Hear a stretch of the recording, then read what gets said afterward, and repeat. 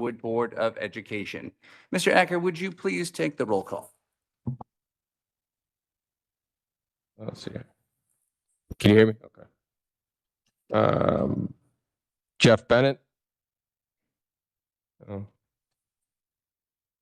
Deirdre Brown. Elizabeth Callahan. Meredith Higgins. Here. Bimal Kapita.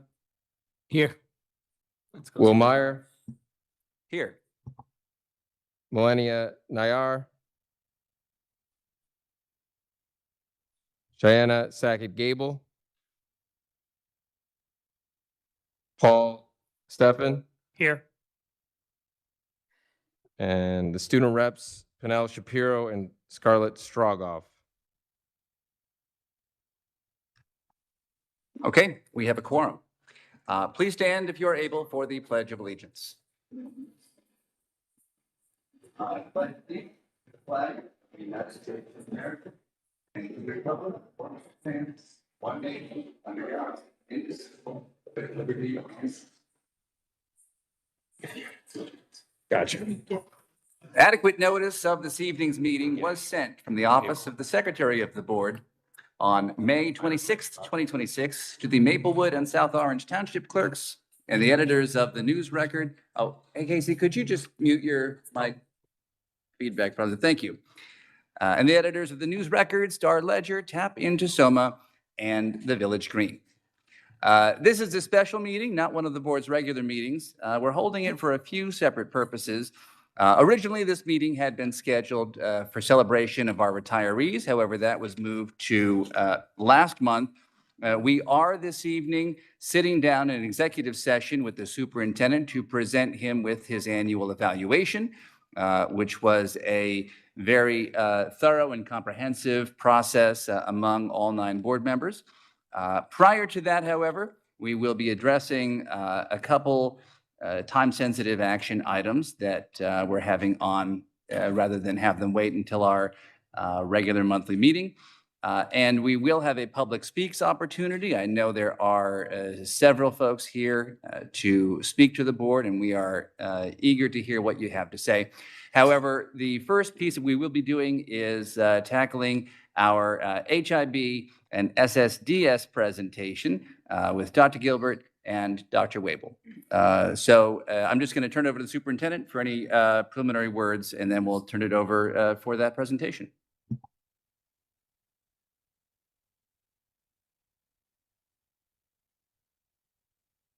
We were looking for you, Dr. Wabel. Hello, Mr. Morgan.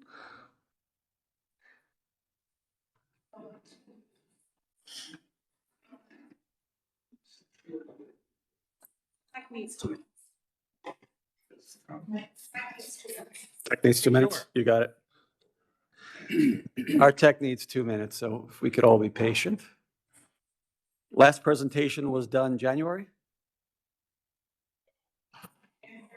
January, February?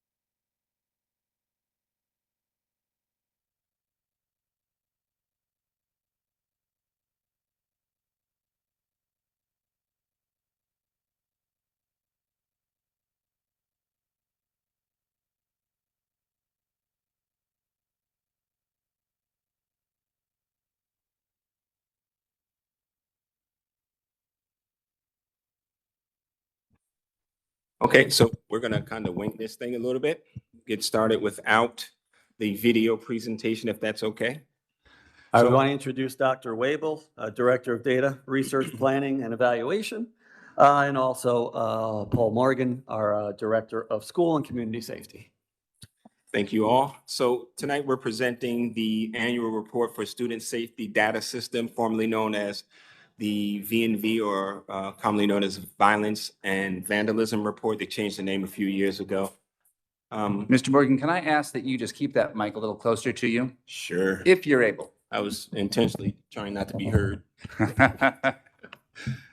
Okay, so by law, the state requires all public school districts and charter schools to report this information twice a year. Reporting period 1 is September through December. Reporting period 2 is January through June. So what we're presenting is reporting period 1, September through December of 2025. Oh, they don't have slides. Just pretend to say, next slide. I can pretend to say next slide. All right, so normally what we would do is present you with a explanation of the terms on the screen. I'll just go into the vandalism part, which sometimes is a little tricky. In this presentation, vandalism includes arson, computer trespass, damage to property, false public alarm, as well as theft. That isn't counted in our report or the state report if there is no person responsible for those incidents. So if there's graffiti on a school wall, but we don't know who's responsible for that, the state doesn't require us to submit that. And part of that is because sometimes schools are rented out over the weekend, some damage might happen, and so we don't know who to attribute those things to all the time. The next, we'll talk about the analysis of the school data for the entire district from period 1. And what we have is 15 incidents, reportable incidents at Columbia High School, 5 at Maplewood Middle School, 1 at South Orange Middle School, and 3 at Delia Bolden.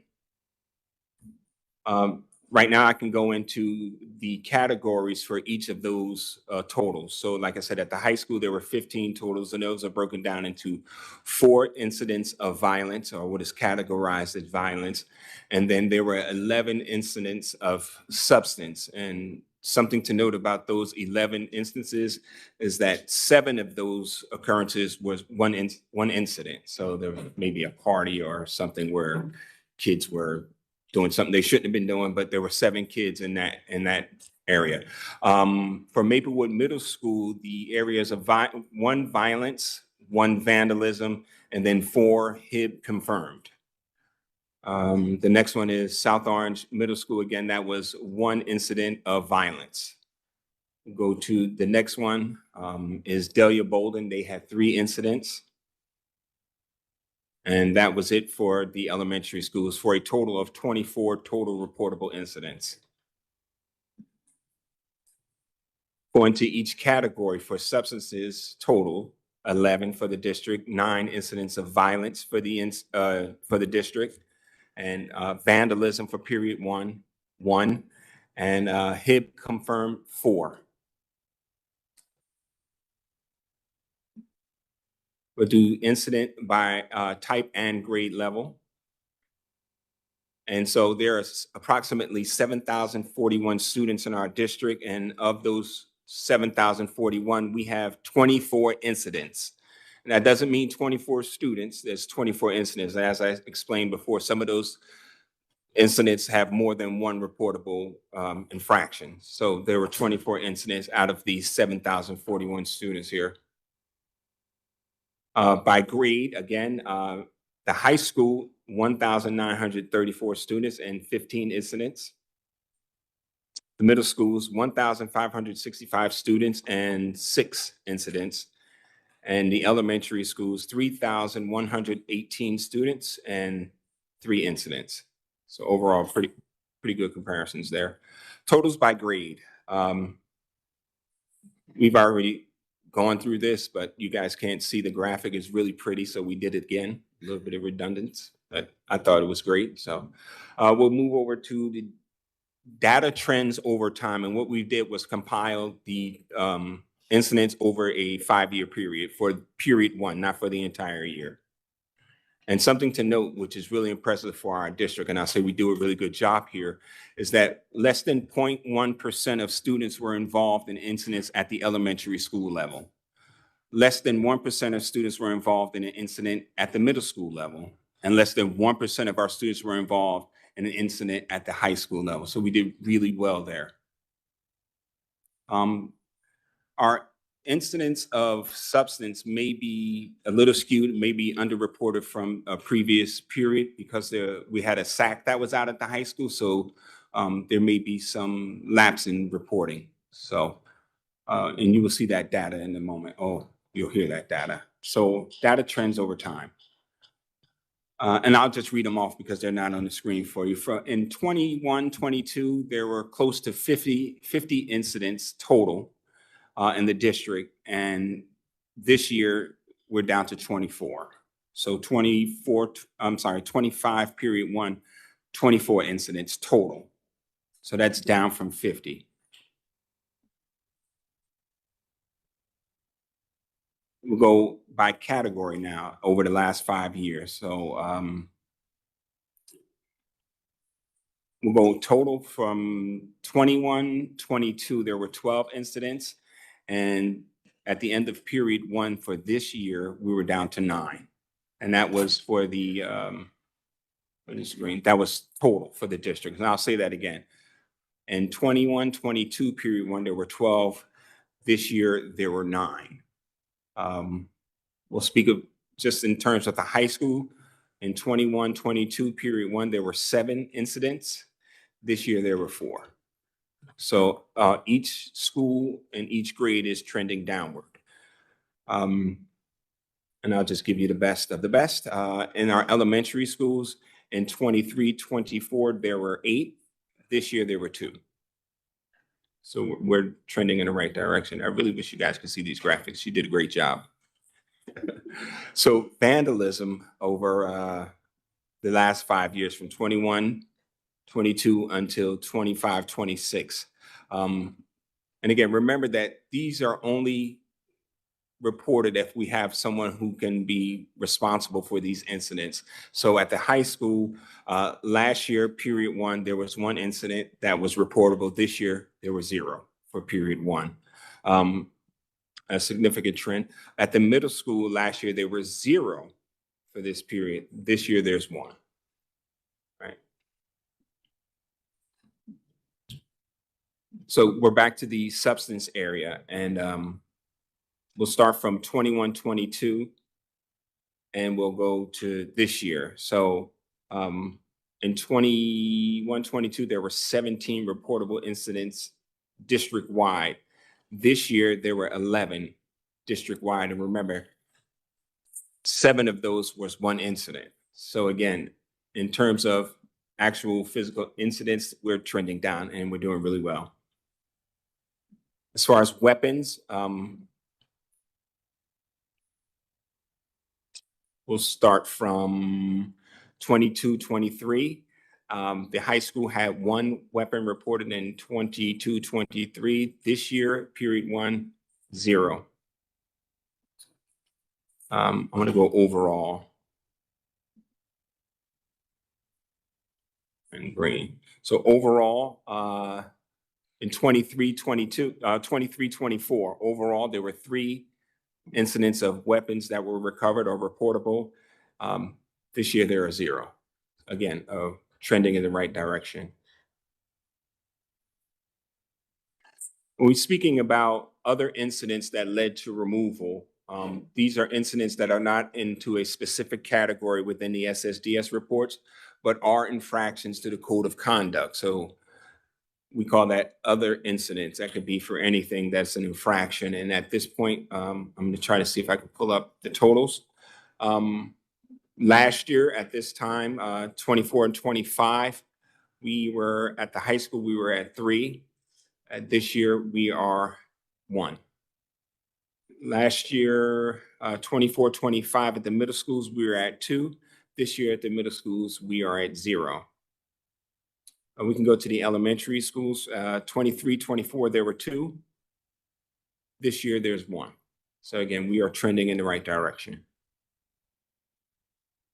We're going to go to confirmed HIBs or HIBs over the last 5 years. So we'll start from 21, 22, and we'll go with the total. So in 21, 22, there were 17 confirmed HIBs. This year, for the total district period 1 reporting, there's only 4.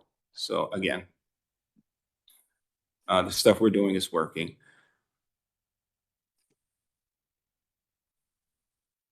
Do I need to go into this? No. So let's talk about the alleged HIBs or alleged HIBs. I'm just going to go from 23 and 24. And the reason I'm going to do that is that seems to be a year where there was a spike in reporting. 23 and 24, I wasn't here, so I don't know what that spike is. But I can show you the significance from 23 to 24 until now. So I thought that was interesting. So we'll start with the high school in 23, 24. There were 15 alleged. This year in reporting period 1, there are 3. At the middle school, there were in 23, 24, there were 21. This year, it looks like we're at 14. Elementary school in 23, 24, which is really high, there were 61 alleged. And then this year, which number is this? Is that 14? So I'll repeat that. And these are alleged, but unconfirmed. In 23, 24, there were 61, period 1, and now there are 14. And then overall, Just a reminder for the board and those new people is we were not doing preliminary determination. So if, someone had another eraser thrown at them and a parent was concerned about bullying, that case would have been investigated. The principals now determine those as to not warrant an investigation. so we'll go with the district total from 23, 24, reporting period 1. Close to 100. Is that right? So they were close to 100 overall for the district in 23 and 24.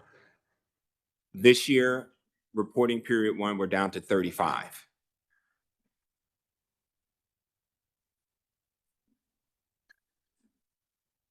The state also requires us to report the professional training and student programming. And I'll read off the professional learning that we've done so far and that we've accomplished. We've done HIB staff training, restorative justice training, restorative justice tier 2, SSDS training for administrators, actually showing them what should be reported in the SSDS numbers. Suicide prevention, suicide protocols, how to address that, suicide ideation, mental health, and team response, school climate team training, supporting student behavior, social emotional learning in the classroom, which we've actually worked on this week. We've explored some curriculums for social emotional learning this week. Some of those include Wayfinder, the New Jersey Bar anti-bullying curriculum, health and PE, and there's a litany of things there. And then media studies, including digital citizenship, which we know is a really hot topic these days. Parent, school, and community collaborations. We couldn't list a whole bunch of stuff, but we did list what we thought was the most significant. Our safety and security town hall, something we were really proud of. The Stop It online and NJ Stop It anonymous reporting system. I think we may have put that on another slide, but what we're doing in September is we're actually going to put those applications onto student devices. So when they open up their computer, they will actually be able to report something anonymously from their desk. We're not sure, but Carrie and I are still talking about if we're going to start with freshman or sophomore. One way that it will be available to the students. We've also worked on our HIB letters.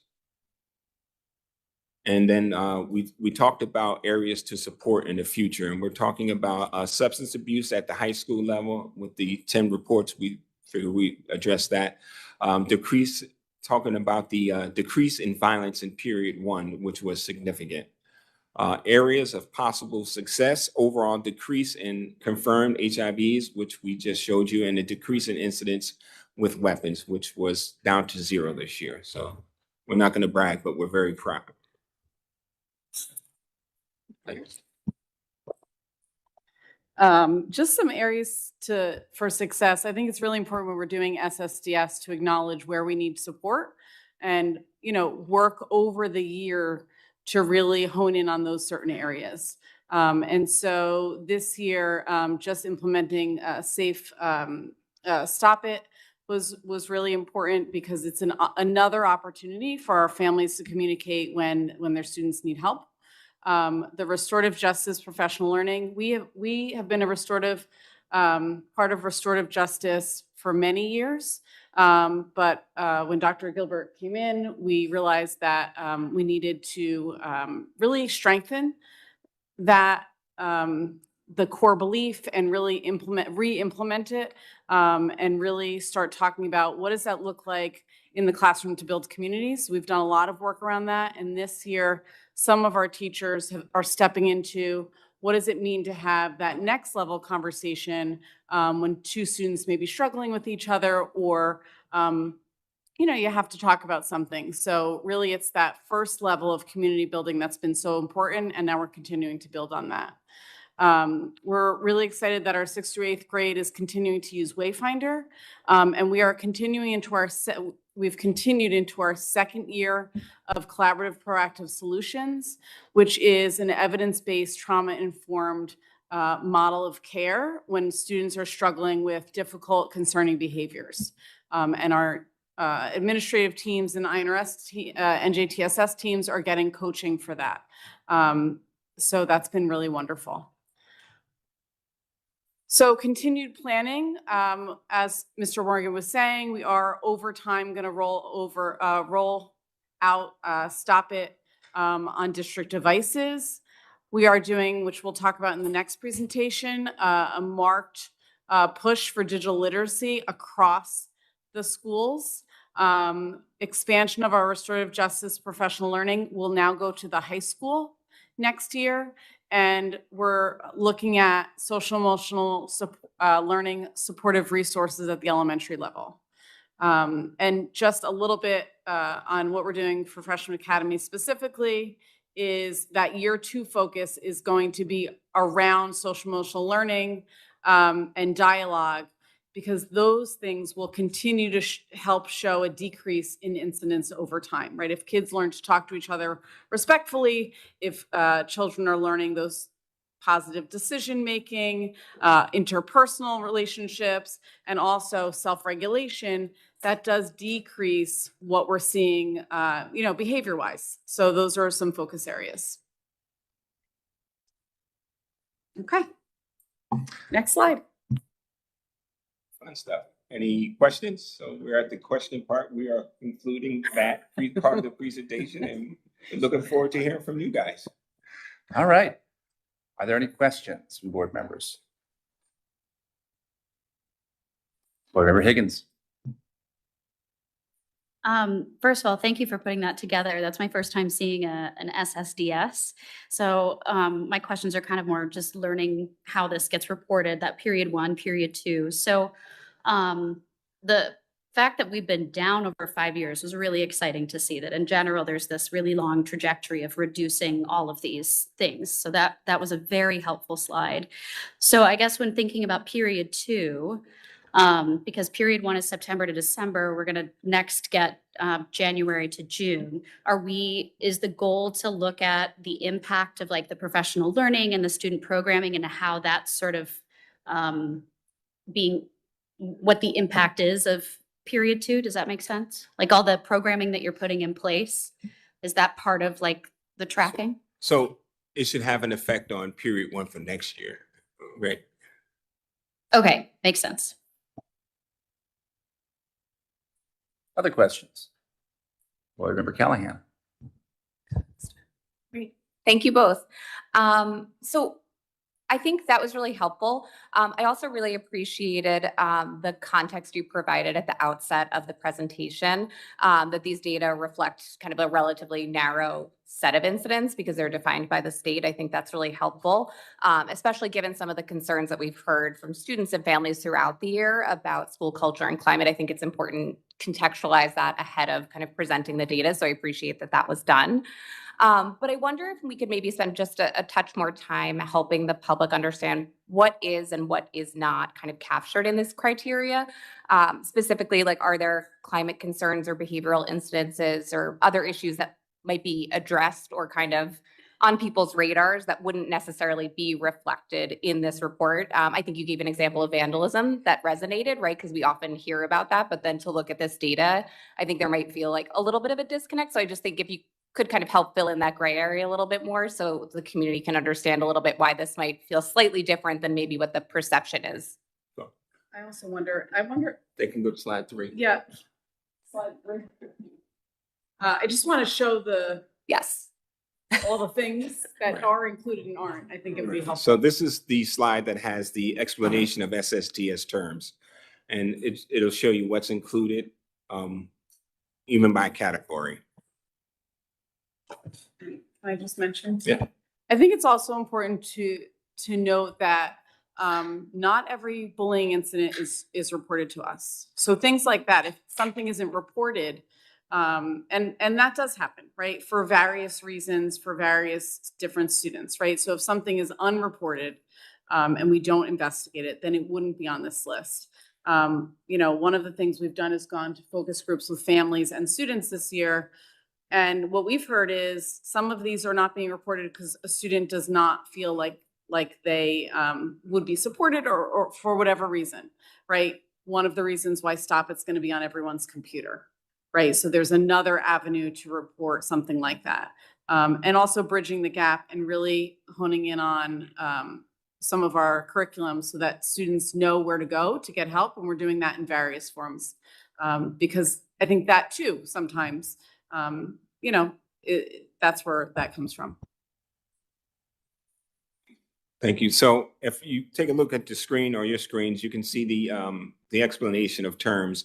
And under the first category, you see violence. So violence, most people think it might be, you know, obvious, but it isn't always obvious. Sometimes a push can be violence. Certain kinds of threat can be considered violence. If you move up to weapons, who is the person determining what is really a weapon, right? So a hammer used in a certain context can be a weapon. A shoe could be a weapon in a certain context. So it depends on how that item is used. As far as substances, it could be tobacco. That's a substance. It could be beer. So substances are kind of broad. If you move over to the vandalism, theft, and trespass, again, we don't report it if, well, the state doesn't require us to report it if there is no person responsible for that. And again, if there's no responsible person, it may not be related to our schools. So they don't really want that information. Was that thorough enough for you? Okay. So if I can actually just follow up on that. Sure. I know this presentation is interesting because, of course, you are required by law to make reports to us under the statutes that require both of these programs, right? And so we've talked, every time we have an HIB conversation, we talk about not every bad thing that happens in school falls under the statutory definition of an HIB. So it may be a something else. It just can't be defined as an HIB.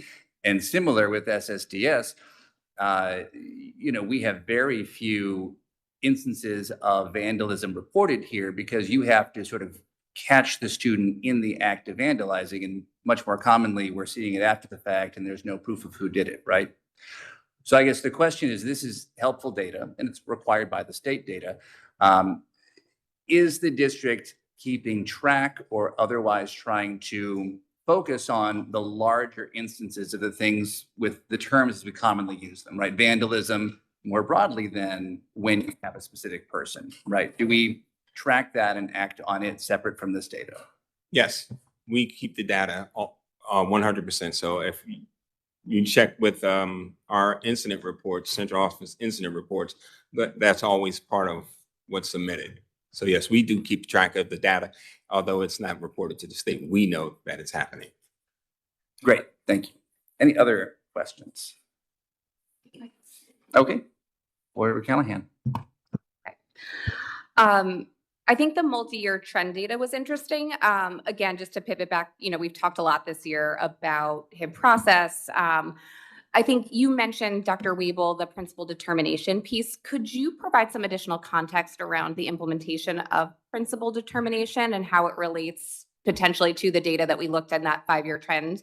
And then specifically, like what kind of safeguards are in place to ensure that concerns are appropriately reviewed and referred for an investigation when warranted? And then if there's any operational benefits, like, improved staff, like increased staff capacity, since that process was implemented, I think it would be helpful to kind of understand, because that there is like a very kind of distinct kind of difference in the data year to year when you see that come into play. Sure. So I think it was in 23-20. So we have had principal determination since about probably 2012. So what that means is a principal looks at an incident, a parent calls, a teacher calls and says there was an incident, I think it might be bullying. And a principal before 2022 could say, that's not bullying, I'll address it in some other way. Code of conduct, student conflict, something like that. And in 2022, the law shifted to provide some more accountability to that piece, but we eliminated it altogether in 23-24. What we did see was a stark increase in alleged offenses and not a sharp increase in confirmed.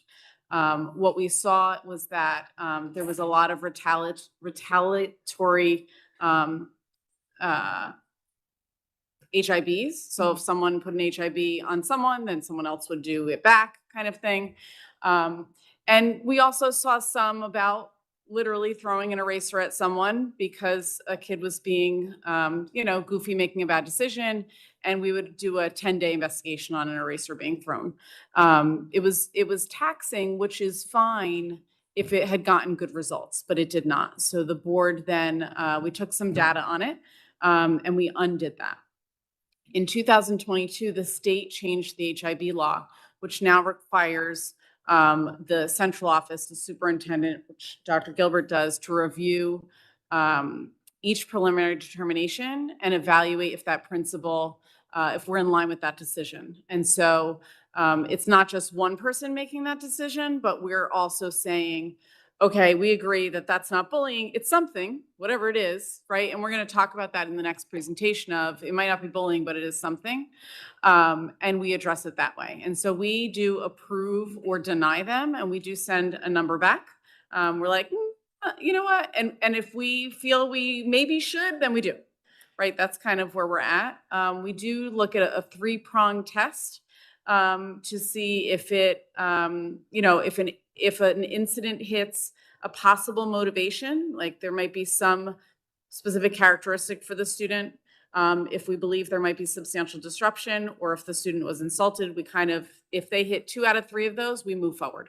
So that's how our program moves, helps us make the determination. And our online program helps us with that. And it gives us a confidence score on whether we should investigate or not. So that's been really helpful too.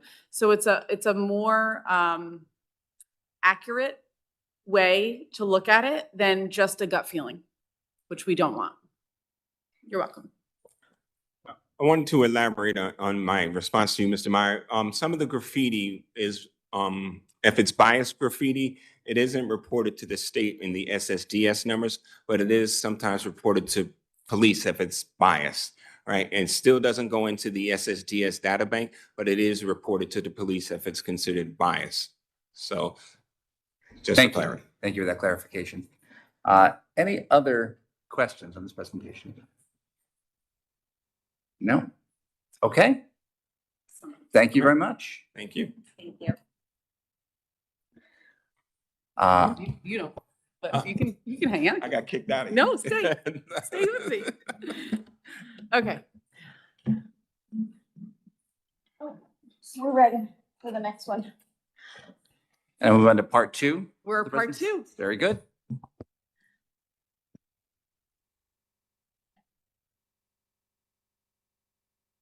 Okay, so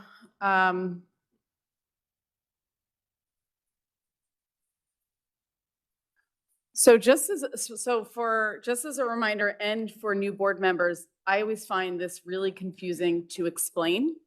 So every year, we end the school year, and what we do is we kind of reevaluate, how did we do on bullying intervention? And in September of this year, we did a self-assessment. How'd we do? Okay, and that self-assessment has a rubric that's many, many pages long that the state puts out, and each climate team for each school has to review that. I then show you that presentation before October 30th. It has to be into the state. The state then takes it, reviews it, and then sends us back the grades. The grades are the exact self-assessment numbers that we have provided them. So a lot of this is, I did add a few slides, but it is literally a copy and paste from what we showed in October. What we've done over the past 3 years is we've included 4 HIB goals every year so that we can identify where we need some more support and how we work through them. Just because showing you something beginning or after doesn't show you how we're trying to help our students. So that's what you'll see here. Next slide.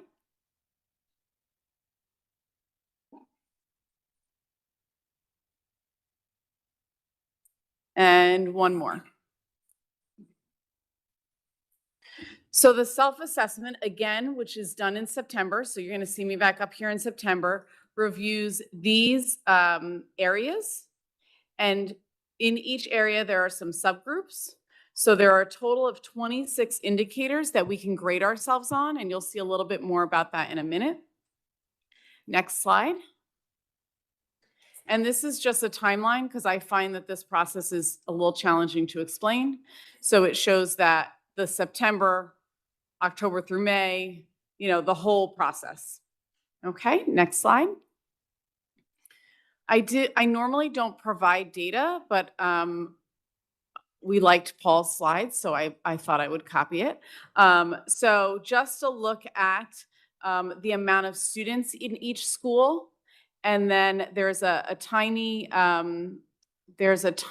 gray number that shows how many incidents we investigated last year, and a tinier blue number for how many HIBs were founded. Now, I do want to remind everyone that what we just said in the last presentation is this is not every HIB that happens in this district, right? It is the reported HIBs that we are able to investigate. The other slide that we did show with the families at our parent seminar was just the motivating factors. And so many of our HIBs that we investigate are around no identifiable nature, which would mean they're not HIBs. Our next biggest is appearance. And you'll see continuing, they don't equal the number of HIBs we investigated because sometimes someone's being mean about appearance and gender. So there's more numbers than there are HIBs, but just to show motivating factors. Next slide. So just a reminder for the legal definition, a founded bullying incident has to hit 5 categories. Something has to have happened, right? Verbal, written, social media, something. It has to be motivated by a real or perceived characteristic. It can occur on or off school grounds, which means anywhere. It has to substantially interrupt or disrupt a student's education, which has a specific threshold. And then it either has to be insulting, create a hostile environment, or cause physical or emotional harm. So that is the standard that all of our anti-bullying specialists have to measure each incident on. So they gather their information and they identify if it hit all 5 categories. And I think that's sometimes where there's a disconnect and what we're really trying to explain, because obviously when families come to us with HIBs or bullying, they're very concerned, as they should be, right?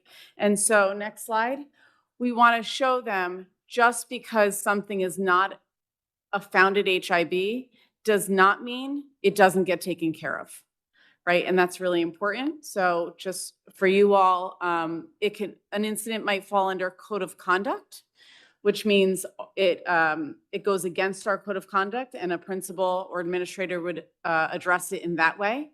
It could be a founded HIB, and they would address it in that way. Or it might be a student code of conduct, a student conflict. A student might be mean to another student. It doesn't rise to code of conduct, but it's a mean moment, and then we address that as a conflict. Next slide. And just as information, what do these three mean? The goal for the intervention is always to stop whatever is happening. It is to support the victim or the student.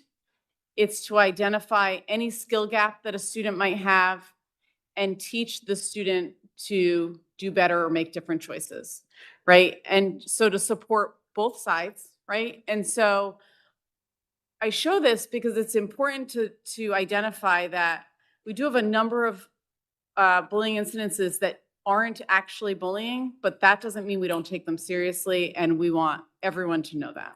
So next slide.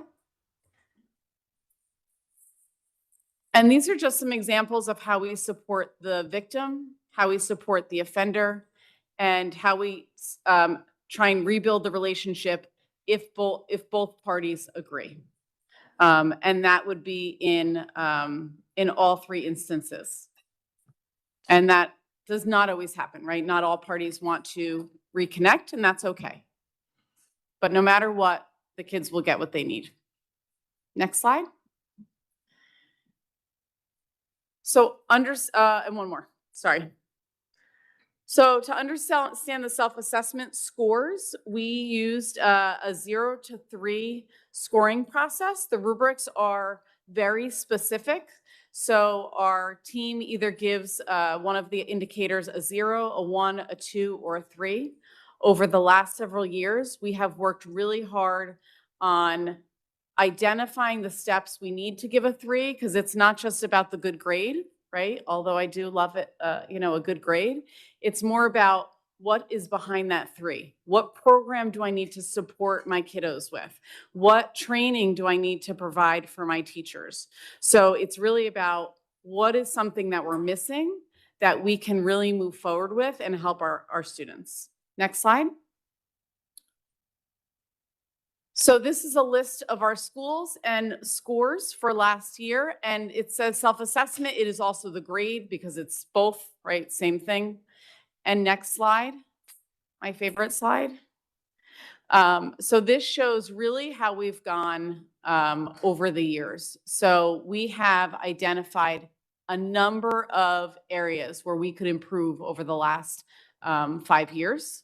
The two in green, dark green didn't change, but I don't know, they still got the top score. So I felt that they should also have a color. But really all of the schools did a beautiful job, and we're very proud of them for all the work that they're doing. And we still have more work to do, right? So it's not over. Next slide. And not shown, but the board has it. Individual schools are all broken down. You are welcome to see that. That should have been in your packet. And also, these are all posted online. They were posted online at the end of May for all families to see on our bullying website. And one more. And if you can just hit it down, because it just keep clicking. Keep one more, 2 more. And 1 more. Perfect. So we identified 4 goals in the beginning of the year of what we could improve on for HIB. We wanted to add more lessons around digital citizenship. We wanted to expand training for our staff around social emotional learning and what to do when students enter into negative interactions with each other. We wanted to expand opportunities for families around digital citizenship, and we wanted to build additional supports for students who have initiated negative interactions with peers. So if you go to the next slide, so I will tell you, normally these are all green.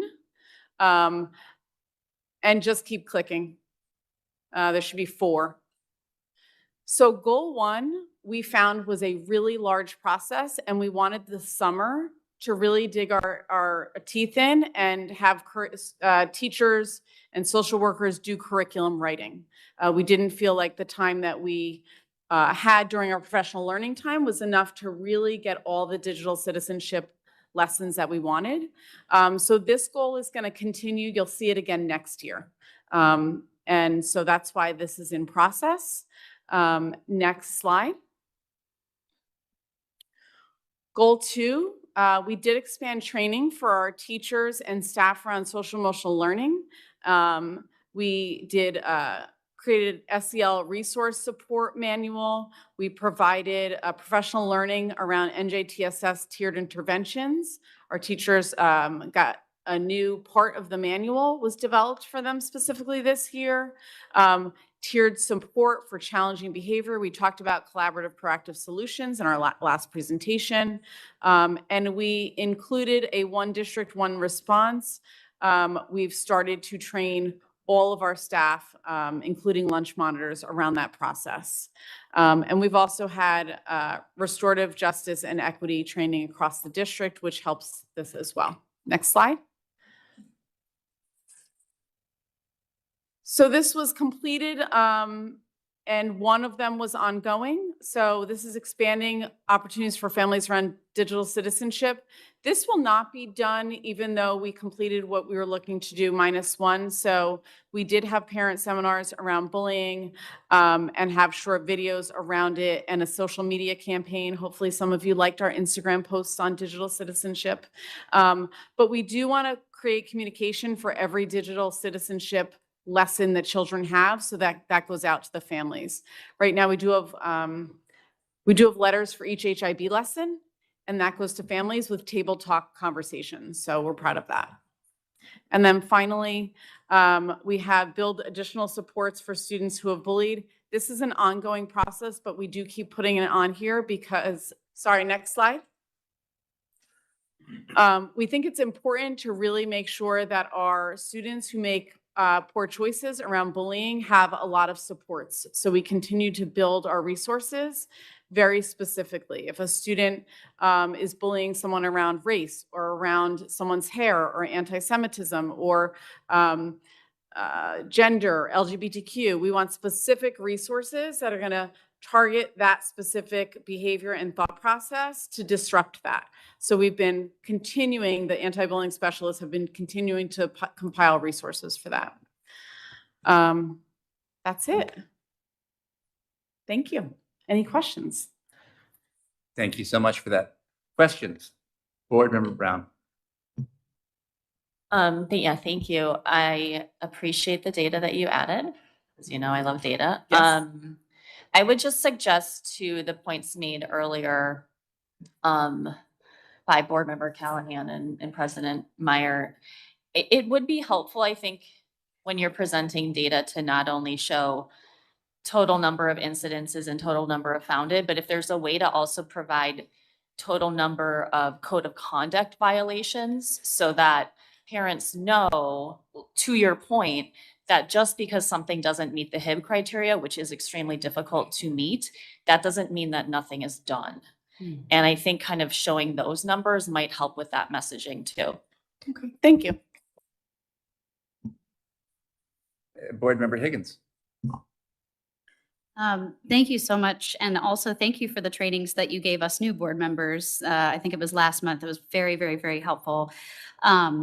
I had a question about when I was looking at the different schools, it seemed like element 7 investigation procedure stood out as being like the 11 out of 12 for a couple of the schools. And I was just curious, like, if you could give me a little bit about the investigation procedure, what do they feel like they will need to improve upon? So if they have one HIB that was more than 10 days, they don't get to give themselves full points. And a lot of times if students are absent on your last day of investigating, that does happen, but we do make sure that they, dock themselves that point because it's really important for us to keep a timely timeline. Great, thank you. You're welcome. Board Member Callahan. Thank you. To piggyback on Board Member Higgins, I think it might be helpful for the board. I know we just had a training, which was really helpful for us. In terms of how this scoring happens, it might be helpful to review what are the criteria, how do you assign those to these, just so we have a little bit more context as we're kind of viewing the data in a presentation like this, just to know like exactly what you just said. This is what would kind of ding a school if they exceeded the timeline, things like that. I think might be helpful for us in just understanding. Sure. That'd be great. And then I had a follow-up on the areas of focus for next year. So in looking at the report, it seems like the most frequently identified motivating characteristics were appearance, race and ethnicity, and gender identity and expression. So could you share how the strategies that you're proposing, I think it was addressing inappropriate cell phone activity with elementary school, specifically 4th and 5th grade, strengthening our social emotional learning, building relationships, social awareness skills, kind of providing more effective responses to negative interactions. How are you working to tailor those to address those specific areas in terms of the motivating factors? So we did in that particular area, we recognized middle of 24, 25 that this was going on.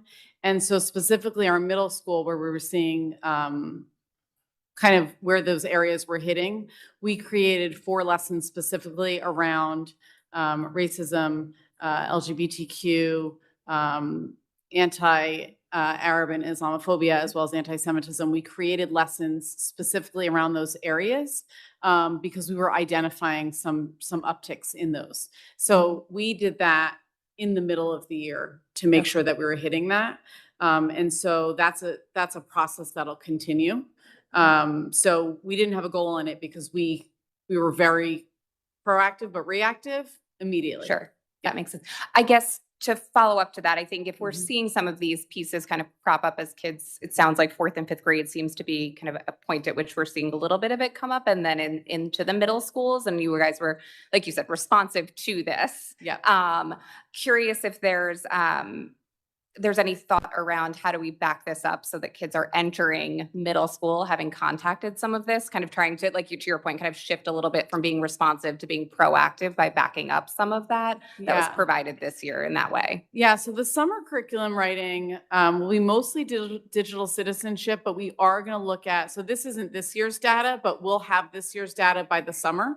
And so we'll be identifying if there's any additional data points that need additional lessons, and we'll put that in. Most of the lessons we're creating, because we feel fairly confident in our New Jersey Bar Foundation for K-3.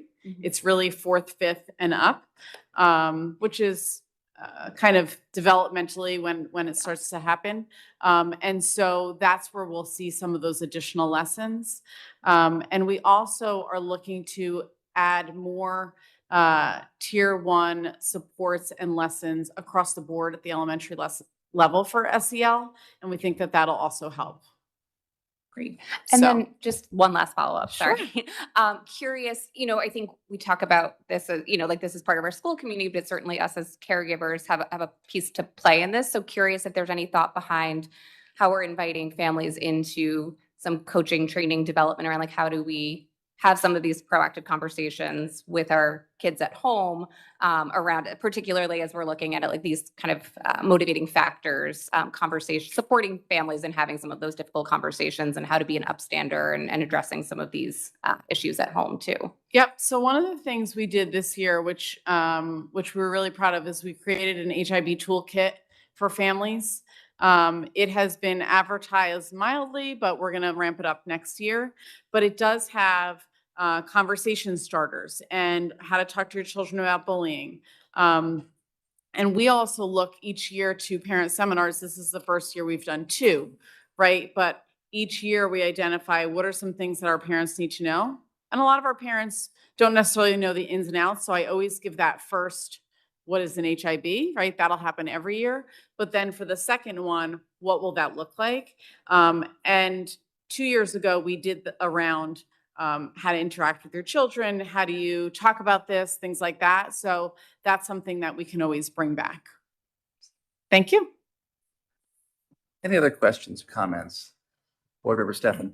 Could I ask you, and maybe if we could put up the slide 7 that has the motivating factors? I wanted to Yes. ask, 'cause you've raised anti-Semitism a couple times. I'd kind of assumed that would be under religion, but I don't see that as a category here. So is it under a different category, or No, could you clear that up? well, it would be under religion. It can also be under ethnicity. So these aren't all the categories, right? So you can be found, it could be a founded bullying if it's a perception of. So if I look like a particular religion, sexual orientation, something like that, that can be part of an HIB. It can be ethnicity, it can be background or immigrant status. So all kinds of categories. These are just examples, but there's a long list. And there's 2 sets of lists. There's protected classes, so protected under federal or state law, but also like someone's weight is not a protected class, but it also, that would be under a motivating factor. Someone's wearing glasses wouldn't necessarily be, someone's height, something like that. All right, thank you. You're welcome. Any other questions? Okay, thanks very much for your time tonight. Thank you. All right, we've got a couple next orders of business. First, I want to note for the record that we have been joined by our 2 student representatives, and we have news hot off the press that we've been joined as well by our elected 26-27 school year representatives. So big congrats, Scarlett and Pat. Congratulations. I didn't know I got to break that news. That's very exciting. Listen, this is what I've been told. I'm not guaranteeing anything, but congrats. Okay, we are going to move in just a moment to public speaks. And I want to just highlight a couple of things. Because we have more than 20 people signed up for public speaks, the provision in our policy is triggered that changes the public speaks time from 3 minutes down to 2 minutes. So please be advised, we're going to have 2-minute clock for each person speaking. Right before we get to that, though, I know there are a number of speaks that are on a few different topics. We received emails on those topics as well. And we always want to make sure that we're all working with the same information. So I know Superintendent Bing wanted to share just a few comments before we get started. So I'll turn the mic over to you. Thank you, Board President Meyer. Thank you, Dr. Wabel. Thank you, Mr. Morgan. Appreciate the presentation. Do want to thank everyone who turned out for our end of the year budget recap on Tuesday, June 9th. We had about 111 folks turn out. We know this time of year is very busy, so the fact that you took time to attend the meeting are truly appreciated. We also want to thank you for all of your thoughts, your concerns, your thank yous, your advocacy, and also your best wishes regarding our 26-27 budget as well as our 27-28 budget, which we will start developing probably within the next month or so. As we noted at every board meeting over the last few months and through the many memos, phone calls, and postings on our website, we're at the point this year where we couldn't rely on our savings anymore in regards to balancing our budget. We also could not rely on federal or state funding in regards to the pandemic funding that has dried up since 2019. We are currently sitting at about 4.6 million in our capital reserve, about 3.7 million in our fund balance. Even if we attempted to utilize our savings, we would not have enough to close the budget, the gap in the budget for the 26 and 27 budget that was just approved by the state and the county. So we're at a point right now where we have to have some very difficult conversations moving forward as we start developing the 27 and 28 budget. These conversations have been avoided for the last 15 years. As noted, the district has gone into its savings to avoid such conversations. We're at the point right now where we can't avoid them anymore. So as you've read in newspapers, if they still have newspapers, online, you have seen the devastation happening not only across the state, but in particular around our neighbors, including the reduction of athletics, reduction of staffing, reduction of transportation, the closing of schools. And those are our closest of neighbors. We have wished them the best and also have provided support for them as well over the last few months as those districts had to go through a very, very difficult time. So our budget cycle goal, since we've started, which has been less than 2 years, was to protect the classroom. That's what we've been trying to do for the last 2 years. I think we've been pretty transparent around that. We've been utilizing really and relying heavy on the strategy of if a position is vacant due to retirement, due to non-renewal, due to resignation, we will try to fill that position through transfer within the district. If we cannot fill that position within transfer within the district, then we need to go out and post. That is a new strategy for this district. For the last 15 odd years, if there was a vacancy, the district simply posted. They did not have a PCR, a position control roster. Last year we developed the PCR. We now have a position control roster, and we're utilizing that as we make some of these decisions. We're also utilizing data that we're seeing from our schools. An example of that would be probably at our high school. For the last 2 years, we've had a variety of teachers that have not had full schedules. We have been utilizing them as pseudo-power professionals, meaning they had maybe 3 courses to teach, and the other 2 courses we've been putting them in with another full-time adult, and not necessarily in their content area. We can no longer do that. We can't do that as a public school. We wouldn't be able to do that as a small business. We wouldn't be able to do that as Google. We cannot have personnel who do not have full schedules or full loads. We are past the point of being able, as I noted, to use pandemic funding or to go into our savings to run a class of 12 students. We can no longer do that. This year we had 22 staff reductions. Utilizing the strategy that I just mentioned, we were able to get that down to 8 reductions in staff. Moving forward to the 2027-28 budget. Keith, if you could pull that up.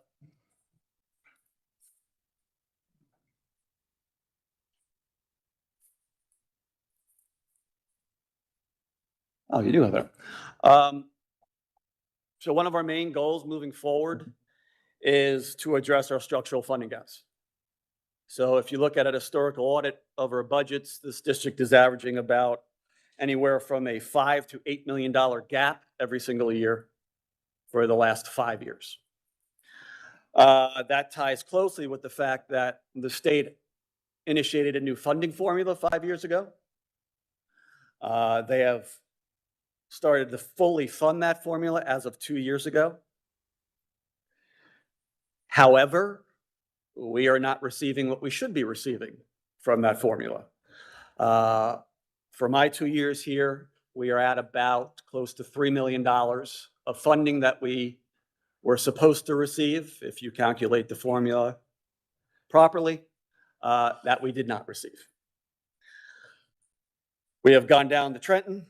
We continue to meet with our assembly people, our senators, our representatives around advocating to change the funding formula.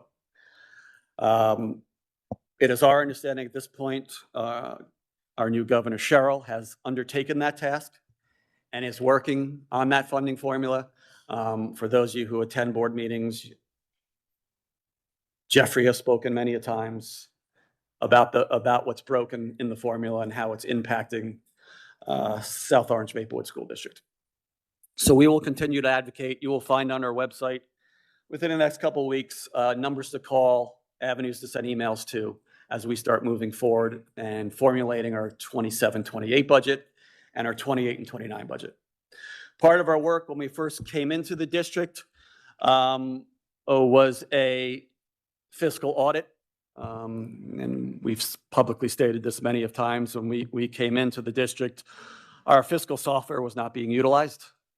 We were still back in the 20th century of using carbon copy papers, POs written on papers, and everything was siloed relatively to people.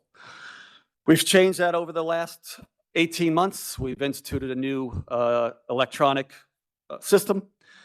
We've put some checks and balances in place so we don't have POs out there that we have no idea that are out there.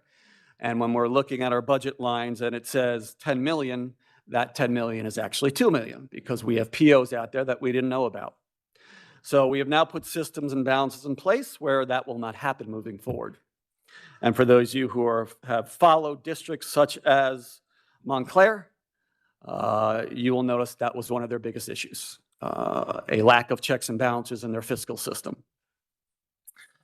If you take a look at our slide, these are the slide decks that we shared with our folks on Tuesday. Again, big thanks to everybody for coming out. We have made projections for the next few years.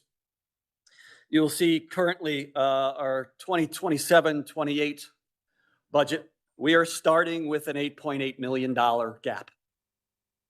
I want to repeat that. We are starting with an $8.8 million gap. I am looking at everybody in this auditorium. We have gone line by line and reduced. We have looked at everything that's non-personnel. We are past that point. There is no longer meat on that bone as of this current budget. Ergo, the 8 reductions in force. For 27-28, we are anticipating an even worse year. If the state funding formula doesn't change, if the federal funding doesn't change, we are anticipating an even larger impact. Similar to what you are seeing in districts around us. So I want to emphasize that we are already starting with an $8.8 million gap. That is not anticipating a boiler breaking down in one of our buildings during the upcoming school year. That is not anticipating a possible rise in healthcare costs, in energy costs. For us, as we work through our numbers, we utilize a pretty strict formula. For every million, you're looking at about 12 to 13 staff members. If you're looking at 28-29, we're anticipating a $13 million gap. If we push out to 29-30, we are anticipating a $17 million gap for our budget. This is taking into consideration that we have a 2% cap. We've been advocating that the state change that. This is taking into consideration the normal increase in energy costs, in personnel costs, transportation costs, and this is taking into consideration utilizing the current state funding formula. Go ahead, Keith.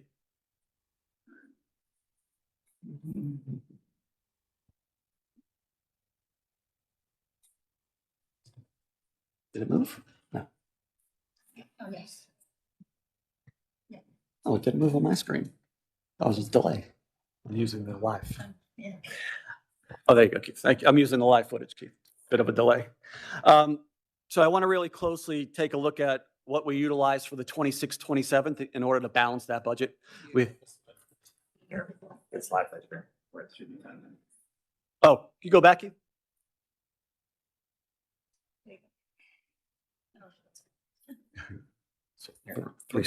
3-second delay. Yeah. That is not the, oh yeah, there we go.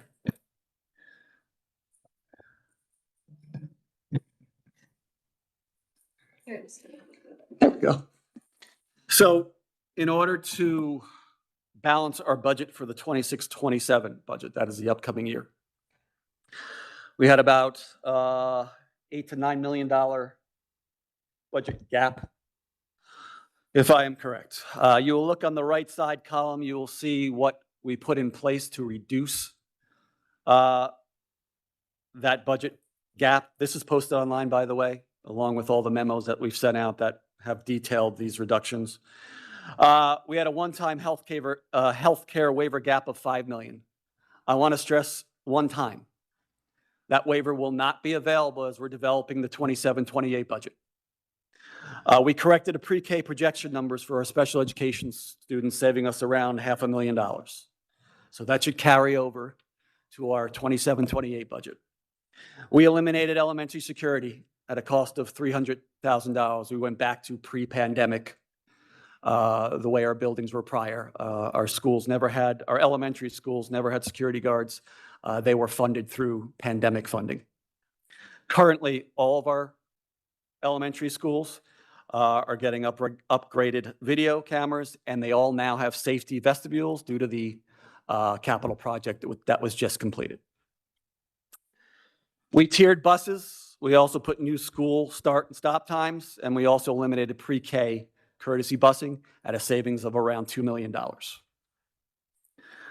We transitioned out of the state health plan. For those of you who have been keeping tabs of what's going on our side of the coin here in the education field, you will know that the state health plan that many districts have been in for years, including South Orange Maplewood School District, the rates went up around 31%.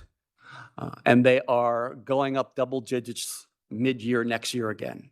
The prediction is around 12 to 13%. The district was able to get out of the state health plan and self-insure. We still received a hit of health insurance costs, which was around 11 to 12%, but we did not have to take the hit of 31, 32%, which would have devastated the district. So I do want to thank our associations, our ASCA, as well as our SOMEA for working collaboratively around getting us out of the state health system.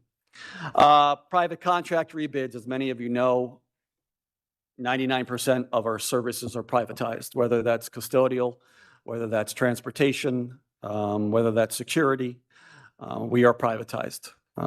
We wanted to be better stewards of our taxpayers' money, so we decided this year to really do a robust request for proposals and rebid many of those private services to see if we can get lower bids that came in. We also utilized one of the best practice formulas for custodial, using square footage instead of the old formula that the district had been using for about 20 years. Those bids are currently coming in. We are now reviewing those bids. Budget freeze. So we froze the 25-26 budget in November. That is not a best practice. That is not something we can continue to do. We cannot continue to freeze our budget in October, November every single year. It makes absolutely no sense. That is something we did in 25-26. Shared staffing model. We are moving to sharing staff, whether that's between our buildings. We've also been having discussions with districts such as West Orange, Livingston, and many other districts in our immediate area around sharing staff, because we are all in the same place currently, fiscally. As noted previously, we've been using the strategy of not filling vacancies due to retirement, resignation, or non-renewal. We had 8 RIFs, saving the district around $2.5 million. And the line by line that I previously discussed brought in about $6 million worth of savings. Go ahead, Keith. You're live. You can go ahead, Keith. We'll go past, this isn't a memo we sent out. We did want to talk about some of the things that we're putting in place next year. We got some good feedback from those things and new initiatives at our meeting. They are online as well. Go ahead, Keith. You can go move through those. Go ahead, Keith. You can go back one, Keith. To middle school, if you don't mind. Thank you, sir. So some changes now and what to expect at the middle school level moving forward to next year. Obviously, the budget has affected all levels of our schools. So if I am a middle school student going into middle school, I can expect everything to look exactly the same. The only difference being I will not be provided a choice in regards to choosing related arts. Okay, students will be placed in related arts, and through their 3 years of middle school will hit and be exposed to every related art that school supplies. So we're moving to more of a philosophy that districts like Livingston, Milburn around us have in regards to exposing kids to different related arts at our middle school level. Go ahead, Keith. At the high school level, which really had the most reductions in force, obviously they are our largest school. They have our most employees. You can expect a revamped schedule, a schedule that resembles Livingston High School, resembles Milburn, resembles West Orange. For us, it's been about a 3.5-year journey. This work was started by a committee before my time. It was brought up again this year at the start in September in regards to its versatile 8th period option. Also, the fact that we could alleviate some of the workload on our students moving forward. That was a big issue amongst especially our AP and honor students when we surveyed them, was the heavy workload. So this new schedule will alleviate that. Students will not have, for example, 5 AP classrooms and 5 APs in one day. We're using a drop schedule. So we're hoping that it will alleviate some of the stress that our students express to us in surveys. It also will extend some of our class periods as well. We also, as noted, we changed our school start and stop times. Part of that work was prioritizing our adolescents' mental health. We've had a couple virtual town halls this year in regards to our mental health issues we've been having. In South Orange Maplewood School District, we've brought in our municipality as well. We had a nice panel of speakers a few months ago. We will continue our work around mental health. We will be instituting universal screenings starting next year, opt-in screenings. They will not be mandatory, but parents will have the option of universal screenings. However, I do want to call out the fact that our screenings this year have skyrocketed into mental health. Our out-of-district placements for long-term care for mental health have skyrocketed. The amount of our students that are going out permanently for out-of-district for more than 8 months have more than quadrupled. Our amount of self-harm issues have skyrocketed. As you all know, this has been a national issue. I can tell you our numbers by looking at them are quite more than the national average and quite more than the districts around us. So we have made mental health a priority moving forward. We reduced nothing from our mental health lines. No social workers, no programming. We want to support our students moving forward. Mental health, our facilities, which I'll touch on in a second, and student achievement will be our 3 main objectives as we move forward into 26, 27, 28. Those will be our 3 focuses. You will see those reflected in our strategic plan, which should be posted sometime in September. We're excited about that. We also want to thank folks who showed up for those work sessions. In addition to the revamped schedule, you also note that we have instituted career pathways at our high school. Such pathways as aviation and aerospace, auto technician, early education, music technology, health sciences. We also took our other courses, such as our arts courses, and we took those and sequenced those into career pathways. So starting next year, students who are taking film have the opportunity to get an industry cert by the end of their 3-course sequence. So we've now arranged all of our courses to reflect 21st century skills and offer students the opportunity to do work-based learning, to get dual credit at the end of their sequence, to take industry-based certifications, or to get digital badging. This year, we piloted some of these. As many of you know, we actually had the opportunity to pilot our auto technician program. Fiscally, we cannot afford an auto technician lab. Auto technician labs cost about $3 million. We were able to work with a local dealership and also a national auto retail organization and have 4 students who are interested in the auto technician realm go over to the dealership every day after school for 20 weeks, receive training as an auto technician, complete that training, receive $2,000 worth of tools, and now have been offered positions as auto techs when they graduate South Orange Maplewood School District. That model will be replicating moving forward. We're hoping to replicate that with HVAC, with electrician, with plumbers as well as we move forward. We cannot afford to rebuild those labs that we did have some 10, 15 years ago. We do not have the funds for that. I did receive a good question today in regards to why don't we use Perkins funding to fund those labs and those programs. How Perkins fundings work in New Jersey, for those of you who don't know Perkins funding, that is what many districts use to fund their career and technical education programs, such as auto, such as plumbing, such as electric, culinary. In order to qualify for Perkins funding, districts have to run programs for 3 years straight on their own, self-funded. Supply that to the state. The state looks at your student number, your student success, and then qualify you for Perkins funding. We are not able to do that. We do not have the funds to invest, as I just noted previously, to invest in auto labs, into a culinary kitchen. We do not have those funds. So we have to look at alternative ways to bring that to our students who are interested in those things through more innovative methods. Good. Just a quick focus again. We're expanding our Orton Gillingham training K-2. We're having a really strong focus on early literacy. We've made a change to a new reading curriculum.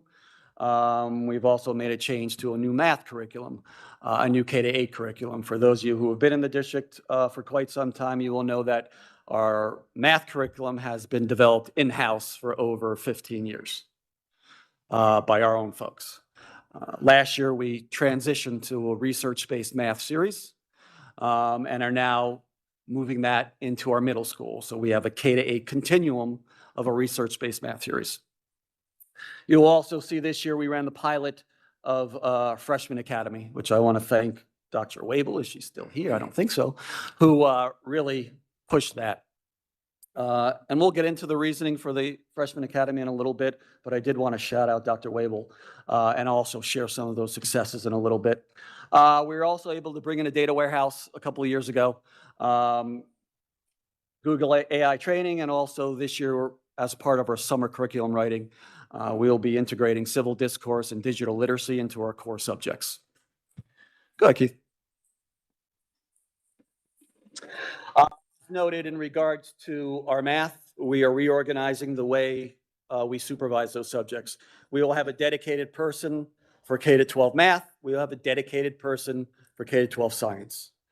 For those of you who have seen our achievement scores via New Jersey performance reports, which are linked on our website, we have a lot of room for growth in both those areas. Go ahead, Keith. Investment in arts and facilities.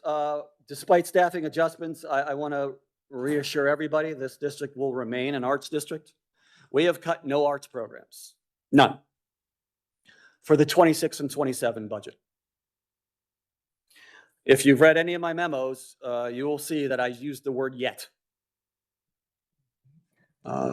We are now in the classroom in regards to budget. So for the 26-27 budget, we did not have to cut any programming through the list of about 10 strategic moves that we made to close our budget gap. We did make staffing changes. We had 8 reductions in fourth. At the high school level, I believe 2 were English, 1 were art. At the middle school level, I believe art, and we also had a media.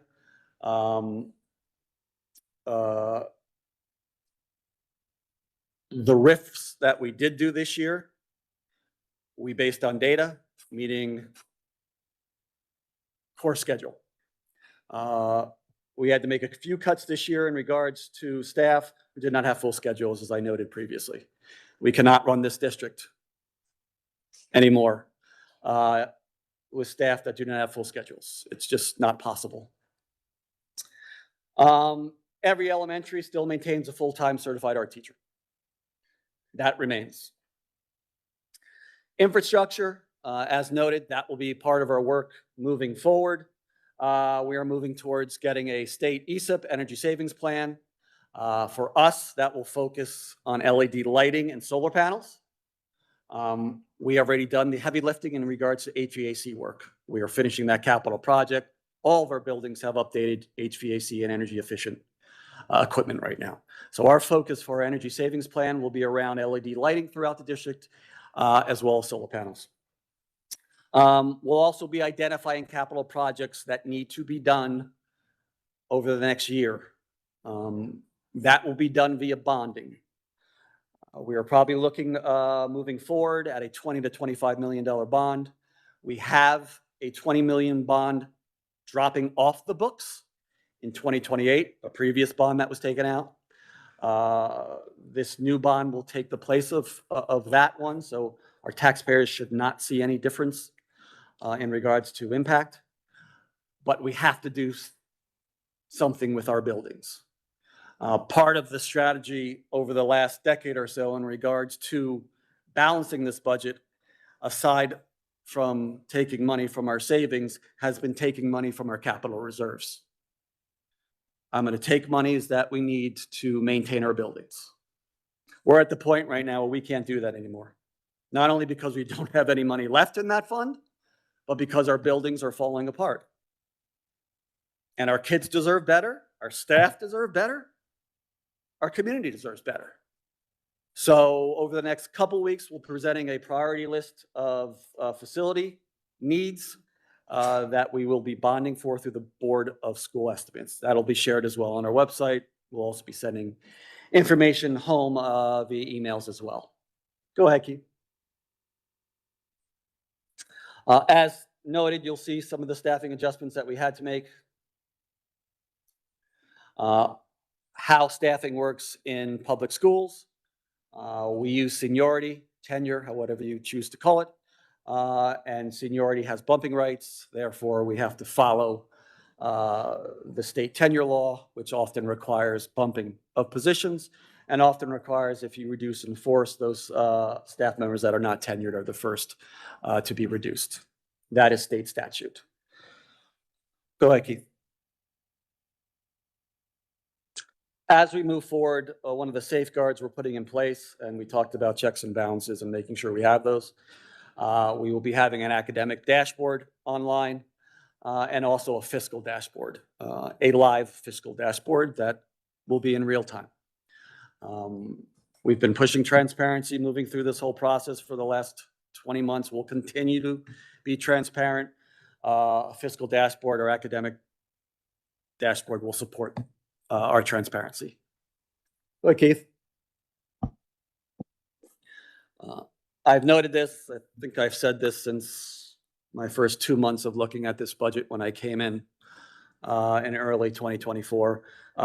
We can no longer pass the buck on tough conversations. Past leadership transitions from superintendents to business administrators to board members have pushed these issues down the line to avoid public conflict. To avoid this. Going to be very, I cannot be more honest here. You've had 10 to 15 years of people trying to avoid this. We can't avoid it anymore. We can't. We have to have these conversations.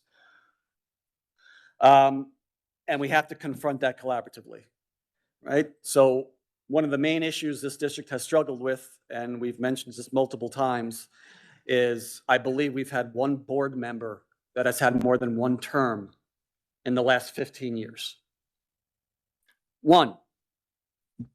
So take a strong look at these people up here. They'll be gone in 3 years, and we'll start over again. Putting this in the business, could you imagine if you ran your business like that?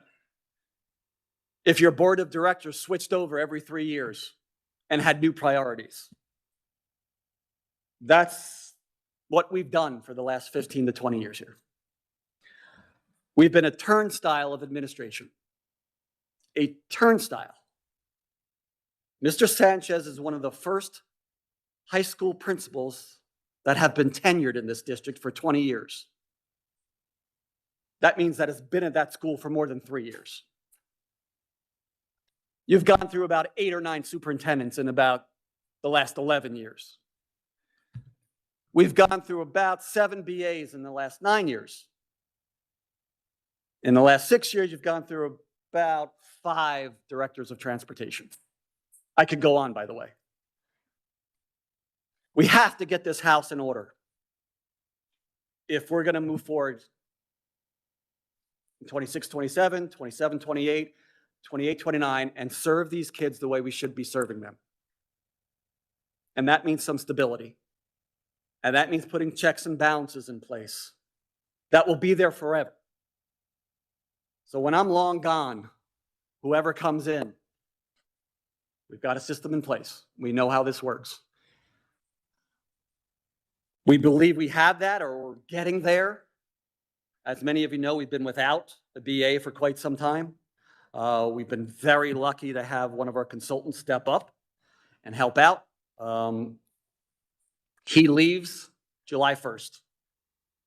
We've been interviewing BAs. We're down to another 2nd or 3rd round this week. We're hoping to make an offer soon. I want to thank Frank for all his work. Frank will also stay on and help with the transition as we move forward. We have broken down every silo in this district. I can promise you that. We have teams in central office now that are working really well together. We have admin that are working very well together at the building level. We are no longer doing this in pockets. You can't run a district in pockets. It has to be collaboratively. I believe we've done a nice job around communication. There's room for improvement there, but we'll continue our communication and transparency with our public as we move forward. Go ahead, Keith. Go ahead.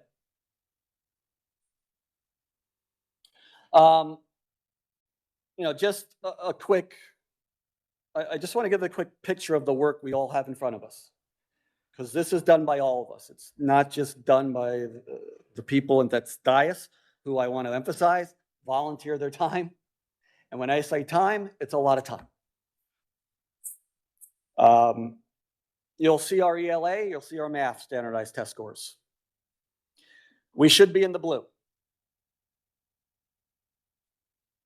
We've got work ahead of us. We've started that work. We've been sharing that work online. As noted, that's getting new systems, new series in place. That's training for our teachers. That's training for our admins. We've been doing a lot of good work around it.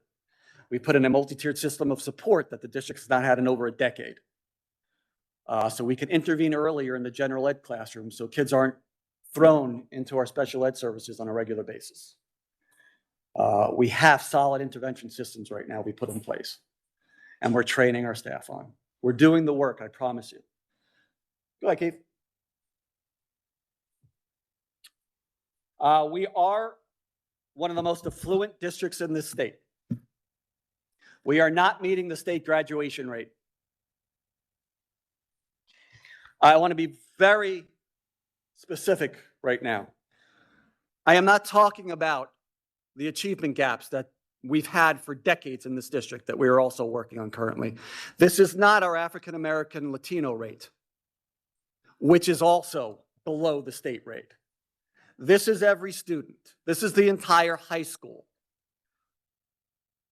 We are one of the most affluent districts in this state, and we cannot meet the minimum high school graduation rates of the state. That is work we are currently doing. That is one of the reasons why we put the Freshman Academy in place. Go ahead, Keith.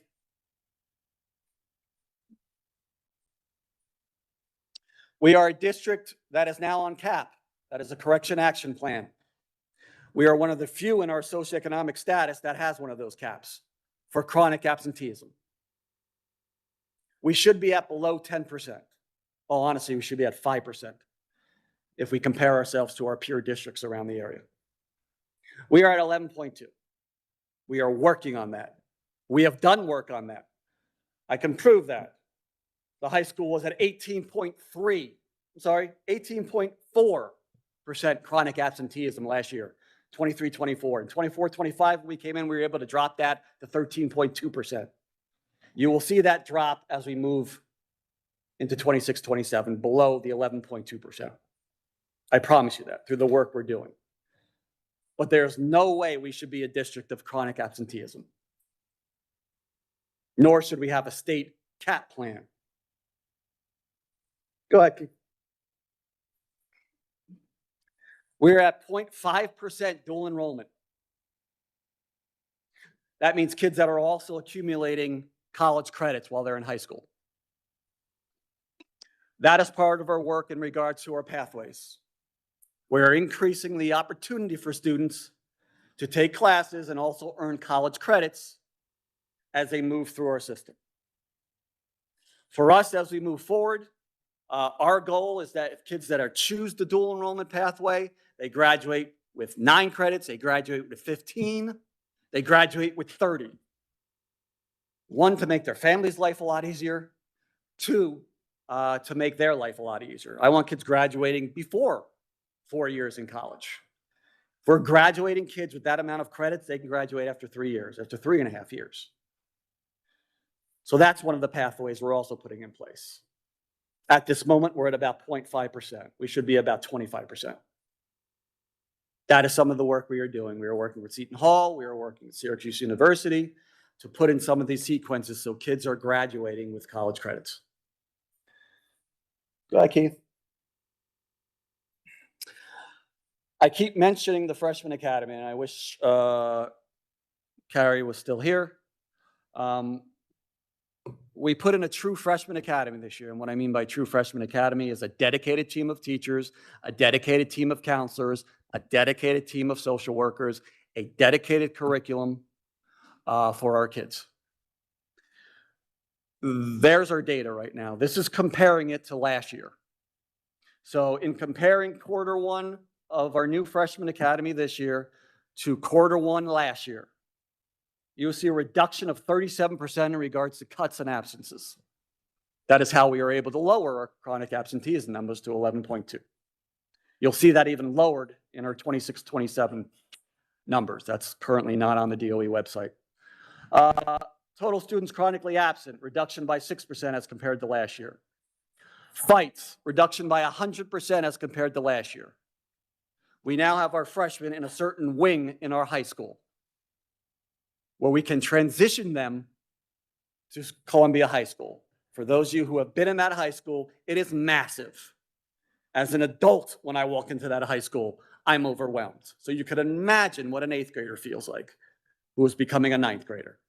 So we made a separate academy for them. 99% of their time is spent in that academy.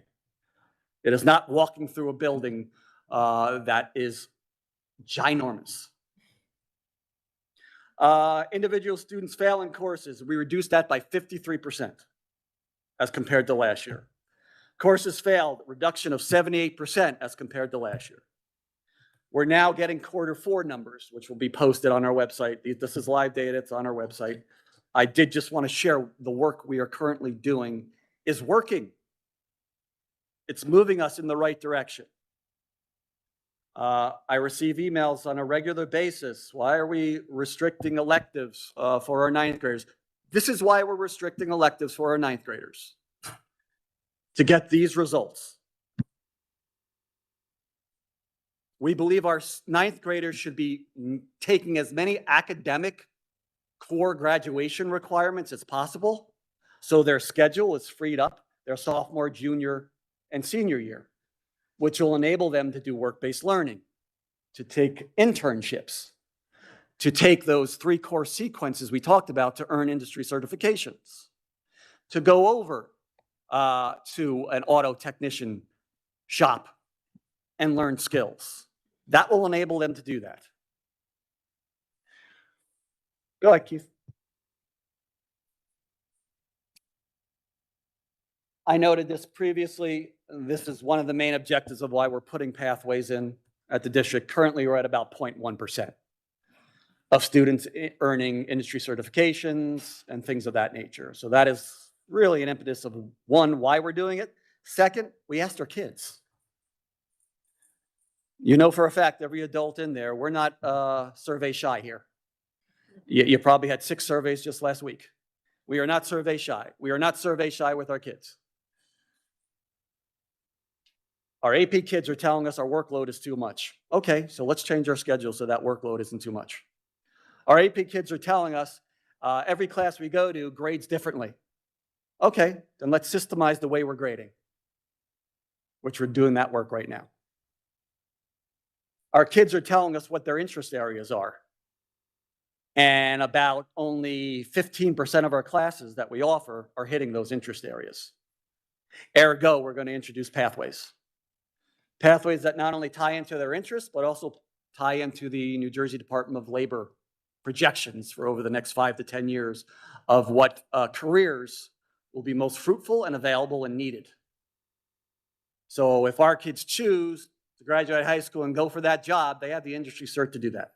If they choose to go to college, they know, maybe I should major in this because I got some of this in high school and I liked it, so I'm going to major in this. Or, you know, I took these 2 classes around this career, accounting, and I hated it. So I'm not going to waste any money and major in accounting moving forward. We want to make our seniors better consumers moving forward, no matter what they choose to do, whether it's military, career, or college. Go ahead, Keith. I did want to put an extra focus because I answered some emails this week, and I do want to thank folks for reaching out to me. As many of you know, we have a tendency in this community to go to social media and take that as Bible truth. When you reach out to us, it's truly appreciated. And maybe what's on social media is true. I'll tell you it's true. It's been my experience here for the last 20 months that about 85% of what's on our social media is not true. So feel free to shoot me an email. Feel free to call me. I will get back to you within 24 hours. Promise you that. So as I noted previously, there are no cuts in the arts programming. None. We'll be running the exact same courses as we ran last year for 26-27. I cannot tell you what's going to happen in 27-28. Those are conversations we're going to have collectively. But for 26-27, we made no cuts at our high school level. We made no programming cuts at our elementary level. We made no programming cuts at our middle school level. 2D, 3D art will still be offered. As with some of our courses at our high school, where we combined the content, we were able to do that as well at the middle school level. So kids will still have 2D art, 3D art in one course. The exact same curriculums. Go ahead, Keith.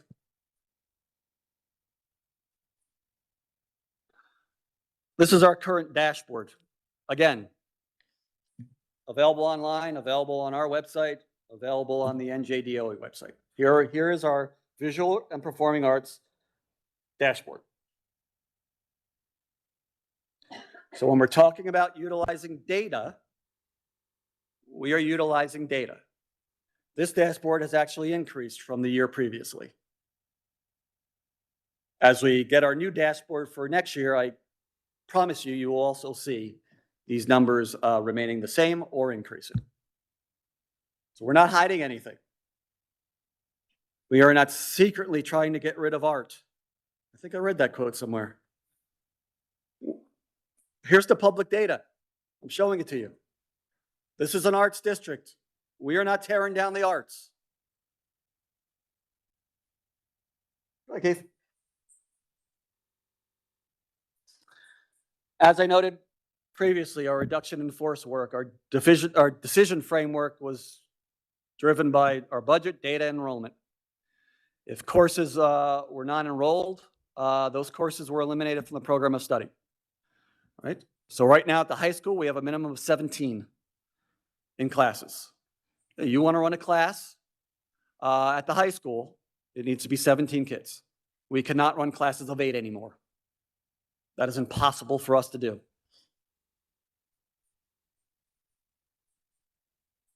As I noted previous as well, any moves we make are dictated by New Jersey's strict statutory laws, especially around the tenure laws. Program protection and fiscal reality. We noted this as well. We've been trying to protect the classroom. We did it last year. We did it through taking savings and making some cuts and moves using transfers. In fact, last year through transfers, we saved about $5.5 to $6 million. Again, that's not filling vacancies that are due to non-renewal, resignation, attrition. Instead, we looked in-house and found people with the appropriate cert, God bless, and moved them into those vacant positions. When we couldn't do that anymore, we then posted and hired.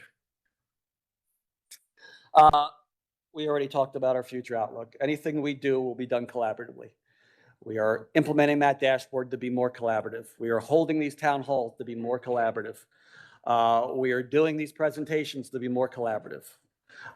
We have found that our virtual presentations seem to get a lot more people. We've increased those this year, especially around the budget and programming. Go ahead, Keith.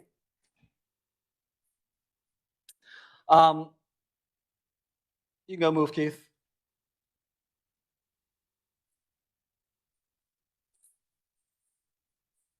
That it? All right. So we've got a lot of work ahead of us. I hope that's the message that everyone's taking from this. We're not at the point of choices anymore, where, hey, let's utilize this grant, let's utilize this federal grant, let's utilize our savings to balance the budget. We're not there. We're past that at this point. So I am trying to be as transparent as possible. I know I overload your inboxes with an obnoxious amount of emails and memos. I completely understand that. But I rather over-communicate than under-communicate about our situation. I've worked very closely with the West Orange soup, the Montclair soup, the Livingston soup, the Milburn soup. Every district I've mentioned had RIFs this year. Some of them for the first time. Others, double digits in the 50s, 60s, 70s for a second year in a row. We're trying to avoid that and mediate that. And that's only going to be done collectively and together. So we'll continue to be transparent. We'll continue to hold these meetings moving forward. We are starting work on the 27-28 budget literally within a month. So what you will see over the next month or so, those dashboards should be posted, especially the fiscal side of the house. You're going to see us going out for a bond to make sure that our buildings reflect our commitment to our students, to make sure we don't have ceilings falling down. That's also an email I did receive. Let me touch on that very quickly. As many of you know, at our Maplewood Middle School during break, we had a small portion of our ceiling fall down in our second floor wing. That was not an infrastructure issue. That was an adhesive issue. And what I mean by adhesive is that plaster that was used 35 years ago lost its stickiness. And one of the 4 ceilings that is up there fell down and caused the other ceilings to also fall down. I want to thank Henry, our Director of Facilities, for getting on site within 20 minutes. And we're able to fix that within 5 days. Kids only missed about 3 days of school. So I want to thank Henry tremendously. That was not an infrastructure issue. I know that is floating around on social media as well. That is a ceiling that was put in around probably 1970 and then was covered by another ceiling in 1985 and then was covered by another ceiling in 1998. And the adhesive on the ceiling in 1980 or 1970 lost its stickiness and fell. So part of our work in regards to the bond we're going out to will be fixing such issues as our ceilings in our schools, our flooring, our boiler issues that we're currently having. It'll fix, for Seth Boyden, for example, our gyms and issues we've been having, especially around our main gym, which is not only an interior issue, but an exterior issue, which will require a lot of work around the building. Part of that bond will be trying to make our schools safer. For many of you who attend schools such as Marshall, Seth Boyden, you'll know that pickup and drop off, it ain't the safest. We're working with the police around that. We were able to make some changes at MMS around that, at the high school around that. We'll continue trying to make those changes to ensure our kids are safe. Some of those changes will involve some investment. We'll be very transparent around the issues and items from the long-range facility plan that we are prioritizing for that bond. We will share those with you. I'm hoping to have that prioritized list within the next week. We'll be able to share that with you. We'll be able to share it with our Parents Council, both of our associations and our other groups, and make some decisions of what we want to move forward with. We will continue the good work. I promise you that. This work will not be perfect. There will be mistakes along the way. We will take onus of those mistakes, but those mistakes will be made with our kids in mind and trying to put them first. So look for work to start around a 27-28 budget over the next month. We are continuing to have our community action committee for our budget. So for those of you who don't know, we have a budget action committee that is made up of about 37 community members that applied, that help us develop our budget. We run everything by them. We did the same with transportation for this year. Once our board gets our new routes, our Transportation Action Committee will get those routes so they can put eyes on them and give us some feedback about, hey, the bus can't go this way because there's a steel fence that blocks the road there. So we're getting some good feedback from our folks. So I do want to thank those members again who are doing and putting in these hours for no pay just because they want the best for our kids. Thanks, sir. We have now arrived at our hearings of individuals and delegations. Thank you for your patience, and thank you for coming in person and joining us online this evening. We value public comment at our board meetings, and while we cannot engage in a dialogue with you, your comments are very serious and we take them seriously. Your input will inform our work. Our comment period this evening, as advertised in our agenda, was limited to 30 minutes. We are going to have some flexibility there. We would like to have as many folks heard as possible. Each speaker, as noted, will have 2 minutes of time. We're going to start with our student speakers. Please begin by stating your name and your town, and note that this is a single public speaks this evening. Our first student public speaks, and I apologize, I'm having trouble with the handwriting. It's last name Martinez.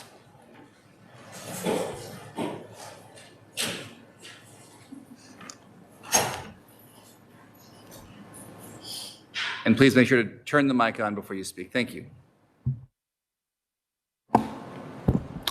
Hi, good evening. My name is Mateo Martinez. I'm from South Orange. I'm currently an 11th grader, rising senior at Columbia High School. I'm advocating for the arts this evening. Mateo, just get a little closer. A little closer, sorry. My friend and I run the Music Industry Club of Columbia High School. We put on events like Beat Fest, which happened a couple weeks ago, Live at the Library, a couple other student-run events. I found in my time at Columbia High School, a lot of students similar to I have drifted towards the arts. I feel like this is the reason because we have a very important community and a very vocal community about the importance of the arts. However, now we're facing issues in like assigning students to the arts. I find that most of the alumni from CHS are from the arts, and the majority of them take part in some sort of acting, painting, music, everything like that. I find that in this world full of the rise of AI, it's very important to not cut the arts or not reallocate the arts, as humans are, obviously very important. And it's a very important outlet for creativity where people can fully express themselves. The arts are incredibly important to CHS, and the arts usually attract many minority and underrepresented communities, which other than the arts do not receive much of a voice. The cutting of the arts, or excuse me, not the cutting, but the change in how the 9th grade are perceiving the arts, where they're no longer allowed to take specific classes, is, in my opinion, ludicrous, as it's the point where students are most impressionable and where their brains are most developing into finding what they are interested in.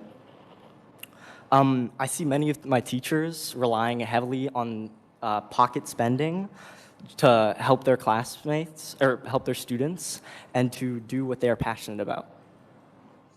Thank you, Mateo.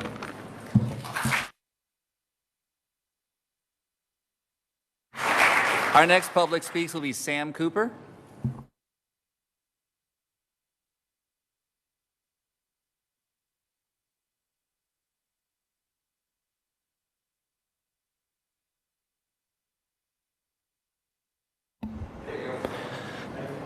My name is Sam Cooper. I'm a junior at CHS. I live in South Orange. I'm a musician going to college for music production. My first exposure to this field was taking Music Tech 1 in my freshman year, taught by Miss Veit. After that class, I started making my own songs. After that, I realized, making my own songs, that I really loved it and I wanted to make a living off of it. So from that point on, I started to dedicate my personal time to develop these skills. And in that regard, being able to start my freshman year was a very significant benefit to me, because for someone as young as me, a year is a long time, and I got to get very good experience making music, which is going to be important for building a portfolio. Something very instrumental for getting into colleges and finding scholarships, as well as finding paid work, which I can attest that I have. Freshmen are not getting this opportunity because they are not getting this class. This is also relevant to other classes like computer graphics and photography. And I think the districts should reevaluate the classes that they are not allowing freshmen to take, because if they are going to pick these fields, this is automatically a year of self-guided time they could be using to develop their careers taken away from them. So, yeah, that's it. Thank you, Sam. Our next speech will be Eli Groner.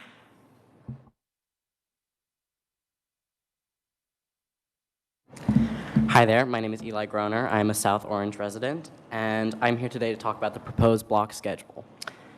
I have spoken personally to a multitude of students and teachers who all disagree that this is a beneficial idea to us. Not only is this I,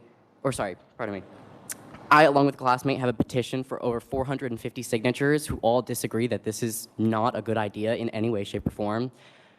And I ask you, who is it beneficial to? It is definitely not to the students who have employment outside of school and rely on the fact that school normally ends at 2:15, as it has for the past, I don't know, let's say 10 years, if not more. I will lose my employment over this, actually, and so will many other students, which I'd like you to take into consideration. Student athletes as well will suffer major loss of class time, as they are forced to leave for games and matches at closer to 1:30 or 2 o'clock, meaning they could be missing almost an hour and a half of class time if you were to end school at 2:55. The amalgamation, or a block schedule as you call it, lacks structure no matter how many ways you may describe it. And even having 6 periods, 60% of your classes will still be the same amount of time as they are now in this current schedule. And yet, we are still losing 2 classes a day. I, myself, as an art student, lose access to important studio time and work that can only be done in a classroom.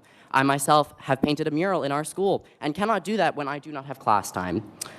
And 1 lunch period for almost 2,000 kids plus teachers is just unrealistic. Have you ever solved that problem yet? I do not know, because it hasn't been communicated to us. We have lacked complete communication for both our school and the school board. Have you notified local businesses that going down to 1 lunch period will impact their economy? I do not know. We haven't been communicated this. We have yet to receive clear communication to these problems, so I'll ask again. Who is it benefiting, if not the students or the teachers or the businesses? Who are you truly thinking about? Thank you so much. Thank you, Eli. Next, we have Z. Hunt. Hi, My name is Z. I'm graduating next week. I'll be studying fine arts at Pratt. I'm lucky to have taken many art classes at Columbia, Art 2 and 3, AP Studio Art, Photography, and Ceramics. These classes were vital to my artistic development and helped me create a portfolio that allowed me to get into college with a scholarship. It saddens me to hear that Mrs. Paholke will no longer be teaching AP Art. She was an instrumental part of your team, and now there's a vacancy, supposedly to be filled by Mr. Catrona and Dr. Stewart, who is already teaching 3 classes. I don't see how this can be a comfortable transition for them to make. Mrs. Paholke is being let go due to low enrollment that is a result of freshmen only being able to take Art 1, TV production, dance, or music for their elective, meaning that Mrs. Paholke's drawing class and others, like ceramics and photography, have had low enrollment this year. It's frustrating that you are letting someone go partially because of circumstances that you created. Another thing, I've seen too many people rely on artificial intelligence for countless assignments. They cannot even write a simple 1-paragraph journal entry themselves. It's getting ridiculous. I believe if more people were given the chance to create, that they would feel more confident in their own work and their own voice. For these reasons and more, I hope you will support the next generation of CHS artists by protecting arts teachers and classes in the future. Thank you. Thank you, Z. Next, we have Margot McGowan.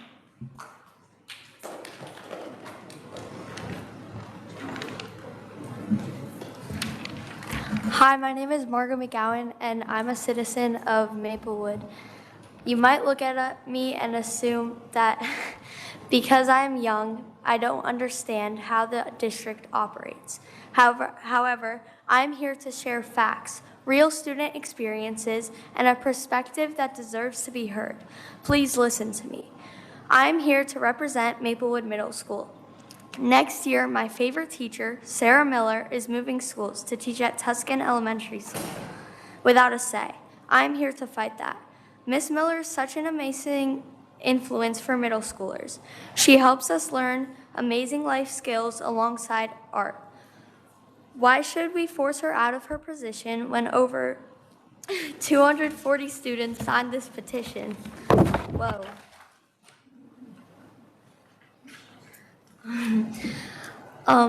This situation is unjust and unfair.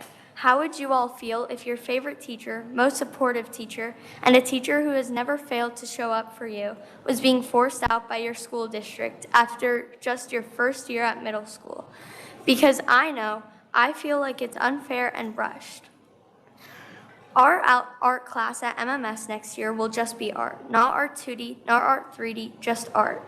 We could be left with no program out at all because our other art teacher is retiring when I'm in 8th grade. Or we could have a teacher that does not understand how to connect with middle schoolers the way that Miss Miller does. This isn't just about art, it's about our best, favorite, and most genuine teacher leaving our school. So please think about it, talk about it with each other, but don't ignore the voices of me standing before you. Thank you, have a good night, and please consider keeping Sarah Miller at Maplewood Middle School. Thank you, Margot. Next, we have Ellie Tamir. Ellie Tamir.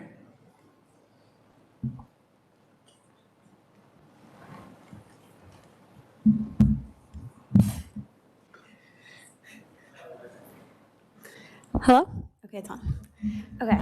Hello, my name's Ellie Tamir Hohen from Maplewood, and I'm here today to discuss the dissipation of the arts in the South Orange Maplewood School District.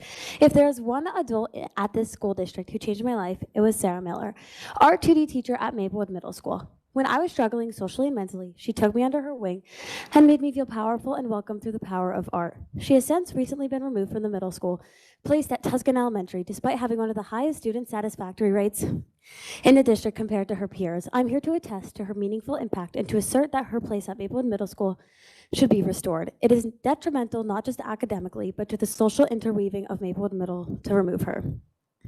Furthermore, the district asserts that they are expanding and augmenting the arts education of students at the SOMSD school district. However, they willingly took away the artistic autonomy of the students at Maplewood Middle School by combining the arts program into one class, which is actively diminishing the arts foundation of the students.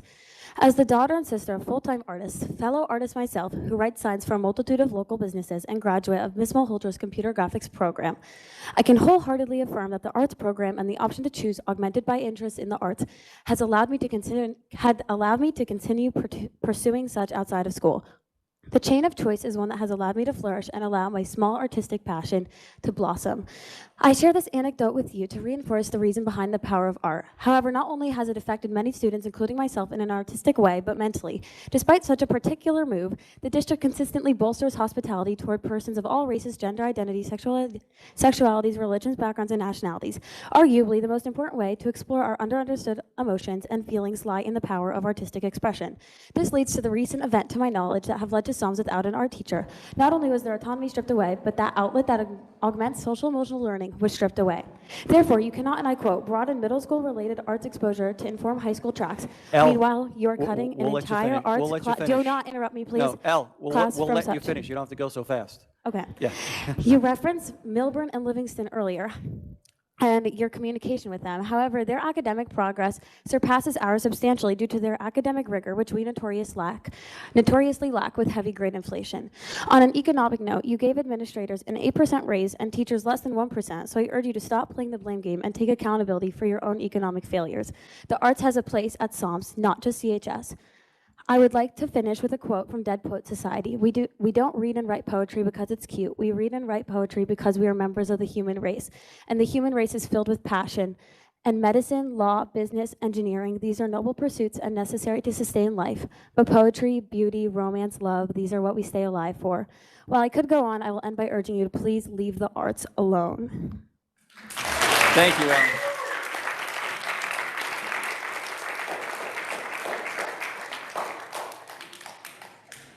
Next, we have Layla Rappaport.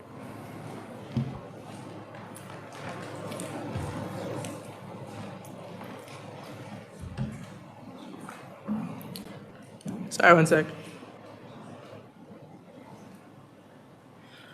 All right. Hello.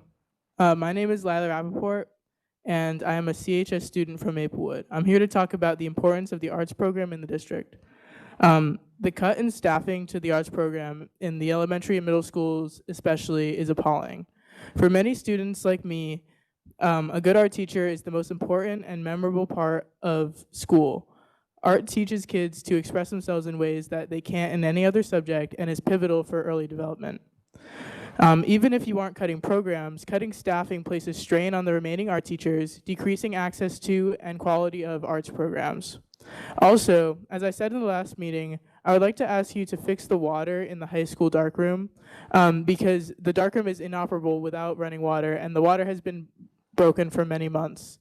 The darkroom is a pillar of the Columbia Arts programs and has been producing award-winning photographers for years under the guidance of Richard Catrona. And he's a teacher who his workload will be overly increased because of the firings of his colleagues having to do with the staffing issue. So please fix the darkroom water before next school year, and remember that cuts to the arts staffing hurt the whole arts program.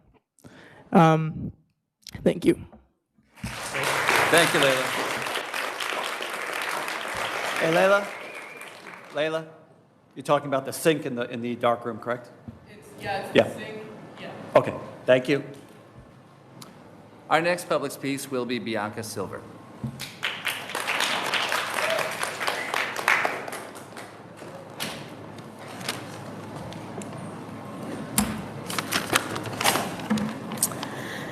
Good evening. My name is Dr. Bianca Silver. I teach AP Environmental Science and dual enrollment Anatomy and Physiology at Columbia High School. I'm also an 11-year South Orange resident and the parent of 2 children in the district.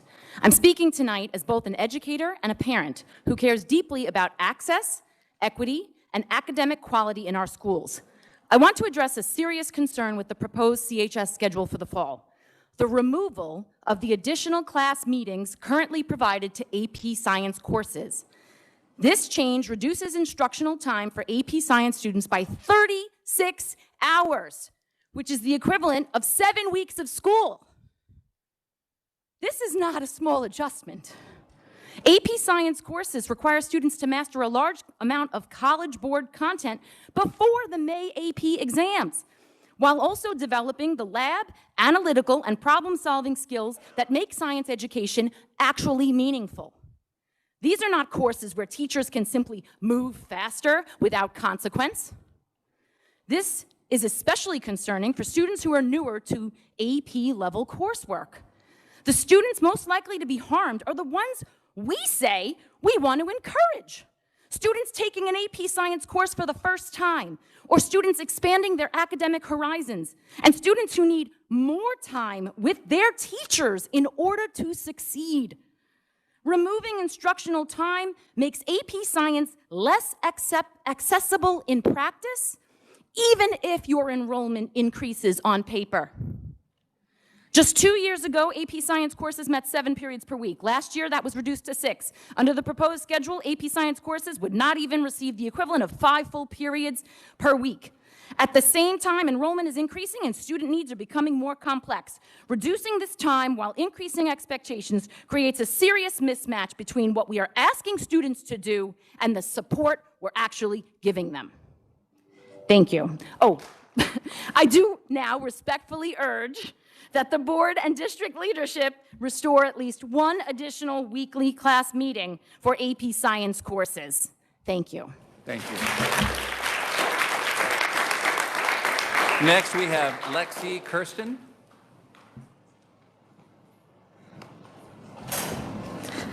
Hello, my name is Lexi Kirsten, and I'm here today to speak to you about the importance of the arts, particularly the AP Studio Art course within our school system. I completed all of my grade schooling in the South Orange Maplewood School District. From kindergarten to 12th grade, I was a part of this community, and I had the privilege of taking a myriad of art-related courses here. It is because of these courses that I am where I am today. I've just graduated summa cum laude with my bachelor's in art and design education and painting from Pratt Institute and will be returning in the fall to get my master's degree. Thank you. I've just completed my senior thesis on the importance of physical, process-based art making in the K-12 setting. My research has culminated into one finding. Making, viewing, discussing, and critiquing art establish new neural pathways in the developing brain and enhance academic performance across multiple disciplines like math, science, and language arts. The more neural pathways created, the more neuroplasticity the brain has, which enables children to become more dynamic and critical thinkers. In essence, art makes you smart, and at a time of increasingly short attention spans and literary crises, we need art in our schools now more than ever. My investment in our art programs is not only clinical, but personal too. I owe a lot of my success to 2 of my high school art teachers, Kate Dodd and Kirk Maynard. I took AP Studio Art, and it gave me the tools to build a beautiful portfolio, and I would not have made it into Pratt without that class. It was their guidance and their mentorship that got me there. I worked with them one-on-one during all of that class time, and that is why I am accepted into Pratt and how I'm going to get a master's degree next year. To eliminate this course from Columbia High School would be doing our community an immense disservice. We are a community of creatives, actors, musicians, and artists. This is something our district prides itself on. Our commitment to the arts and their implementation into our education system is the reason so many families choose this district. It was why my parents chose it. To oust AP Studio Art from the program takes away the opportunity for students to take a one-of-a-kind course that allows them to dip their clothes into the collegiate-level art making. It was my absolute favorite class that Columbia offered and was incredibly influential in informing my life path. To take it away would be a tragedy. Thank you very much. Thank you. Next, we have Rosanna Martinez.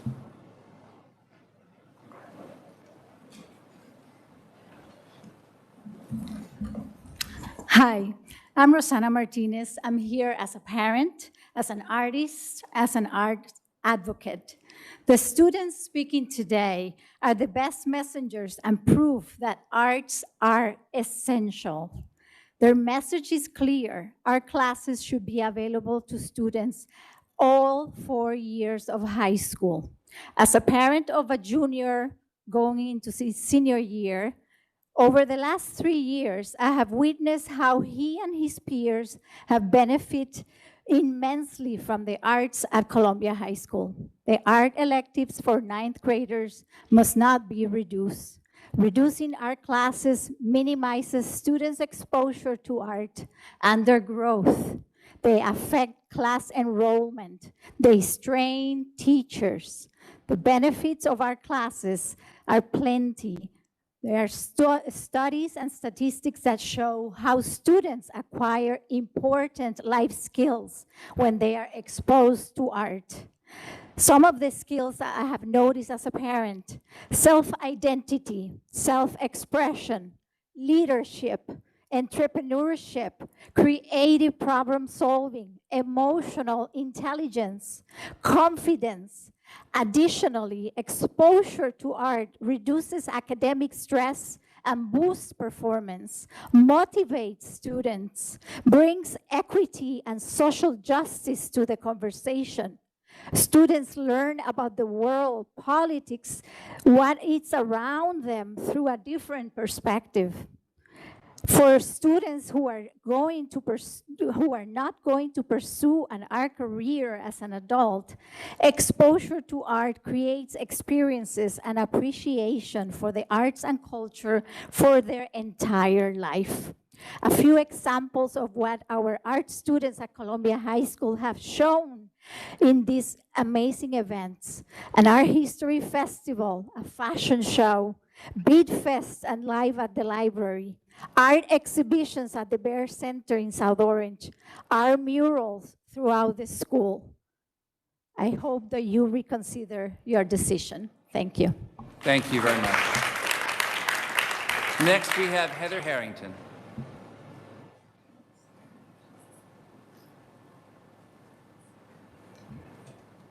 Before the clock goes, I have to see a technical.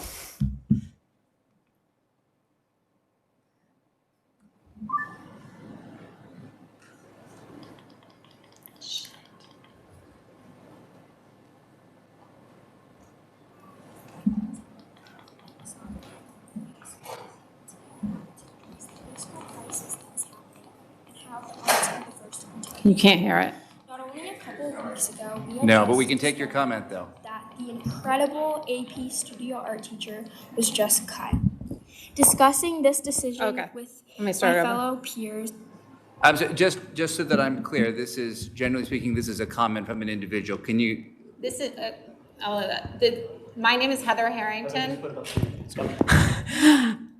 My name is Heather Harrington. I'm the parent of a CEHS sophomore who so wanted to be here tonight. She couldn't. She's in a dress rehearsal. She's academically and artistically inclined, and I promised her I wouldn't talk. I'd let her talk. Okay. So this is a recording. Sorry for the technical Understood. problem. Thank you for explaining. We're at Columbia High School, and today I wanted to address the fiscal crisis that. Hi, my name is Lorelei. I am a sophomore at Columbia High School, and today I wanted to address the fiscal crisis that is happening and how the arts are the first to be targeted. Not only a couple of weeks ago, we had just discovered that the incredible AP Studio Art teacher was just cut.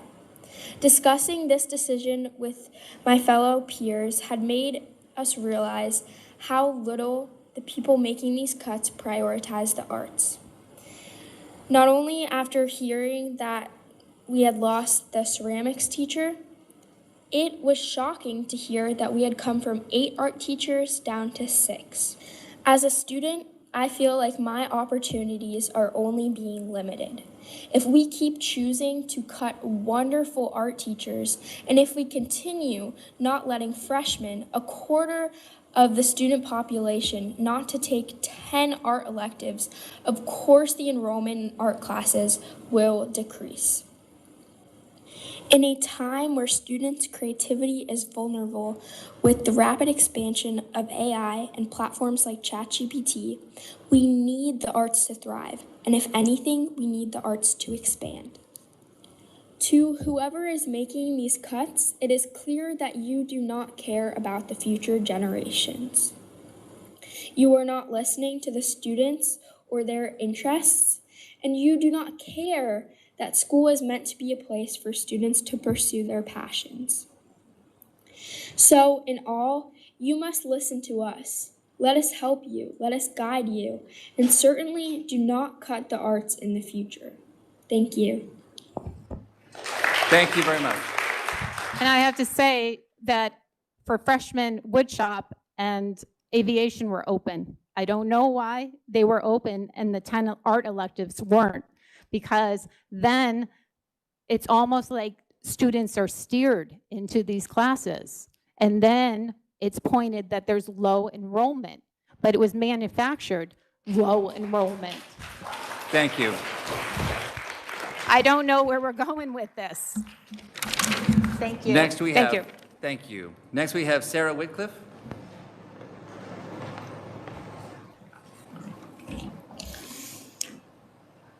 My name is Sarah Wycliffe, and I am a Marshall K parent and a South Orange resident. Tonight, I'd like to speak about our mandatory Chromebook policy and what it means for our budget, instructional efficacy, and our children's digital privacy. In 2024, we spent $500,000 on a 3-year IXL contract. In 2025, nearly $200,000 on iReady. That's almost $1 million for just 2 programs, not counting IT, Chromebooks, or carts. Does that value equal to what $1 million could buy in teachers, in human beings? We know too much screen time harms our children, so we must ask, does this value outweigh the cost? On the research, 0 randomized controlled trials show iReady improves learning. The most positive data comes from studies partnered with its parent company, Curriculum Associates. For EdTech overall, the evidence is even more damning. Recent New York Times studies directly link one-to-one device use in school to declining test scores. IXL faces a class action lawsuit for tracking students' keystrokes, answers, and browsing, then selling that data to Google. IXL claims parents consent simply by allowing use in school, even when it's district mandated. The suit is unresolved, so tracking continues without parental consent. And our district has already suffered data breaches in the last year. I will state publicly here and now that I do not consent to my child's use of EdTech. I understand EdTech helps teachers quiet a classroom when they're under-resourced. It benefits big tech by turning kindergartners into lifelong consumers. It benefits administration with easy data points. But why in the hell does my 6-year-old need a Gmail address to learn how to read? I asked Superintendent Bing and the board, what if we offered a one-to-one device opt-out for students who learn better with pencil and paper? We could gather new data from these outliers who thrive the old-fashioned way. Many have asked my 6-year-old son the question, what is your favorite subject in school? His response is always one word, Chromebook. Thank you. Thank you. Next up, we have Lindley Schaefer.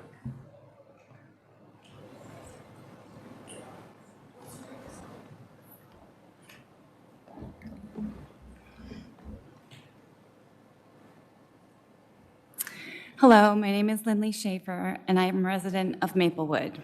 I have 2 children in the district.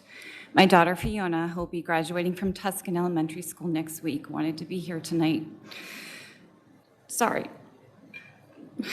To read her letter, but she felt too nervous. So I told her I'd speak on her behalf with her consent, as what I'm sharing is deeply personal and vulnerable to share publicly. Fiona will be starting middle school at MMS this fall in the iStep program. I also have a son graduating from MMS who will be attending CHS.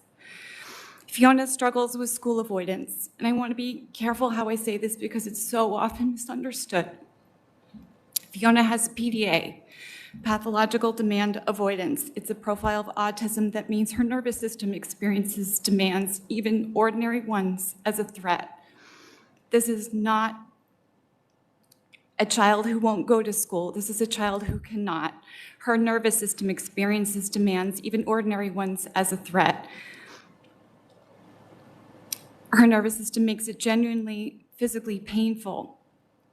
This year, she missed a significant amount of school. As a mother, I can tell you that watching your child suffer this type of anxiety, the kind of collapse in self-esteem, is heartbreaking in a way that is very hard to put into words.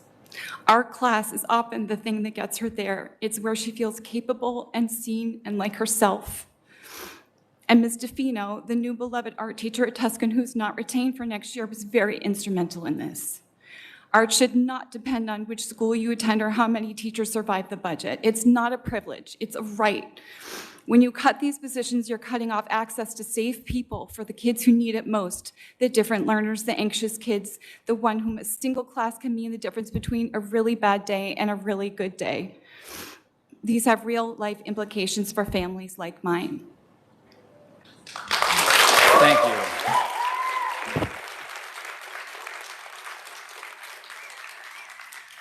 you. Next, we have Olivia Welsh.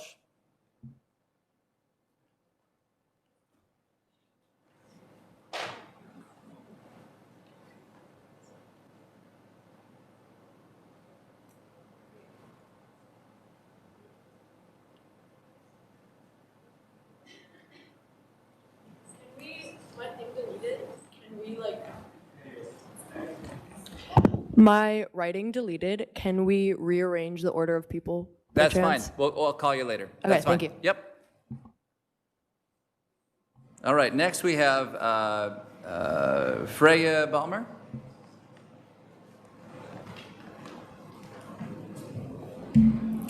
Good evening. I'm Freya Balmer, a CHS parent, Chismipa board member, a co-organizer of Beat Fest. You saw our letter this morning. Superintendent Bing and Mr. Sanchez replied quickly, so thank you. I've seen tonight's budget slides, so let me be clear. We're not asking you to spend $1, just the opposite.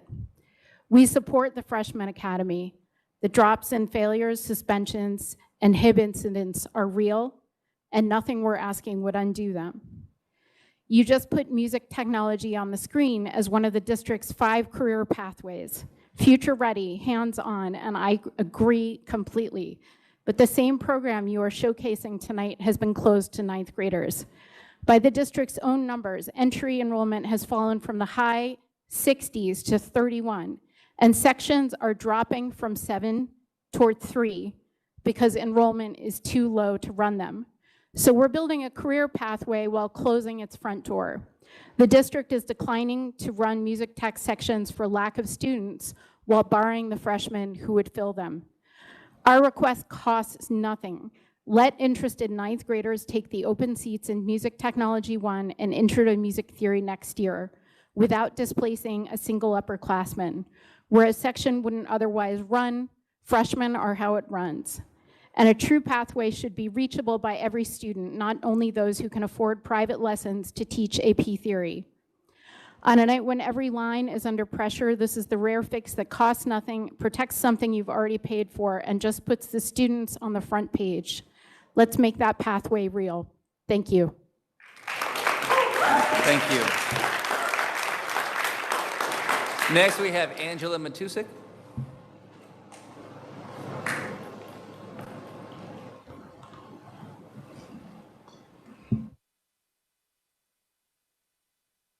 Hello. Hi. I'm Angela Matusik from Maplewood. I'm the mom of Z Hunt, who you heard from earlier. I wanted to just take a moment to name check a few of the incredible teachers that have shaped Z's success immensely. We have Miss Chilamentris, the middle school music teacher who basically saved our kid during the pandemic. Dr. Candace Stewart, who goes above and beyond to teach that art history is world history. And Mrs. Peloki, Z's wonderful AP Studio art teacher, without whom our kid would not have had the portfolio that got them into the most competitive BFA programs in the country. But now, I want to speak to you as a professional. I work in brand marketing and the entertainment industry and frequently hire and mentor young creatives. I know when the Board of Education is faced with making tough decisions, you consider what skills the students need to be successful in this world.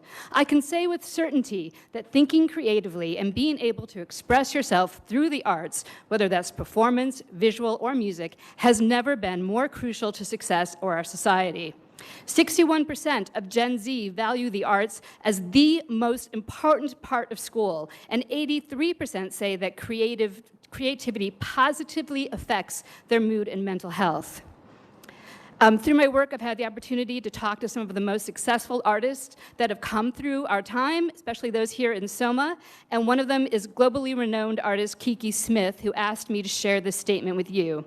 I know for myself and many other artists, she writes, having had the support and the resources and equipment in public schools were fundamental to us becoming artists. Most importantly, when studying arts in school, one discovers the potential, powerful internal landscape of self-expression.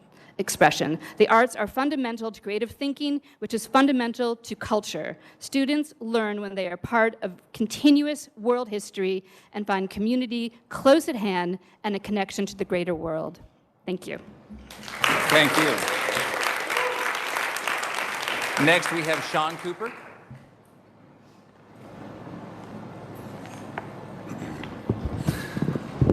Hello, I'm Dr. Sean Cooper from South Orange. Thank you for your efforts to make the budget tenable. It obviously isn't easy. I have 2 current CHS students and 1 CHS alum, and music technology and Ms. Veit have been important parts of their educational experience. The alum is studying music at the collegiate level, and the rising senior is sure to follow suit. The culture that Ms. Veit has fostered is very palpable when you attend any of these events, Beat Fest, the clubs, etc. I see it growing exponentially each year.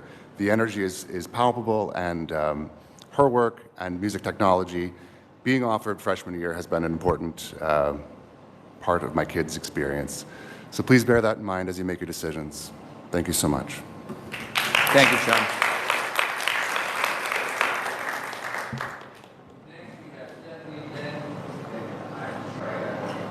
Oh, sorry. Next, Stephanie Bencivenia. Please correct me. Benchavenga. Close. Thank you. Close. Thank you. Not the first time, by the way. Good evening. My name is Stephanie Benchavenga. I'm a South Orange resident, and I've been a Seth Boyden parent for 7 years and will continue to be one for another 5. I'm here in reference to the district's announcement that some district administrators will be reassigned to better match them with their strengths. As can be imagined, with this announcement came a lot of speculation, and I'm here to ask for more details on these reassignments, specifically the rumor that Ms. Shannon Glander, Seth Boyden's principal, will be replaced by the current MMS principal, or possibly the Tuscan principal. If this is a real possibility, I wonder how this is a match of strengths and how this can benefit Seth Boyden. If the goal is to relocate admins who are not a good fit elsewhere, moving them simply pumps the problem to our school. I hope you all have had the privilege of walking the halls of Seth Boyden and witnessing the culture of respect and kindness that defines our school.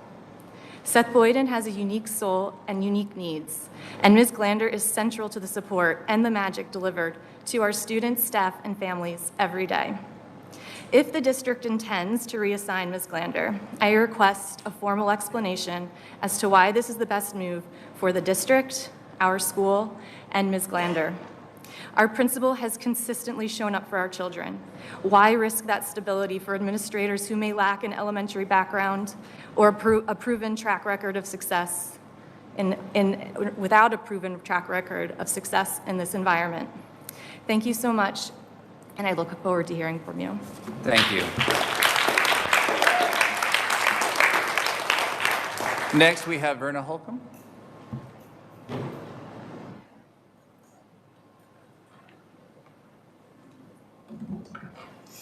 Hi, I'm Verna Holcomb. I live in South Orange. A few months ago, I came wondering what questions we ask to ensure the staff who are supposed to be protecting our children are actually protecting the ones who need it. Tonight, I come wondering similar things. Our middle school families were told that they could enroll their children in the advanced math courses, but they would have to amend their child's IEP to remove the in-class resource support for math. Not because the accommodation is no longer necessary for a free and appropriate public education, but because there would no longer be ICR sections for those classes. That's not how the law works. What questions are we asking to ensure we are properly and legally supporting our students? There are also rumors, as we just heard, about principals being redistributed throughout the district. Seth Boyden's principal, Glander, who has made amazing progress at Seth Boyden, is one of those rumors. What questions are we asking to ensure that one person's need for additional training and support does not destabilize an entire body of students, including both of the district's elementary age emotional regulation classes? Thank you. Thank you. Next, we have Ben Deskowitz.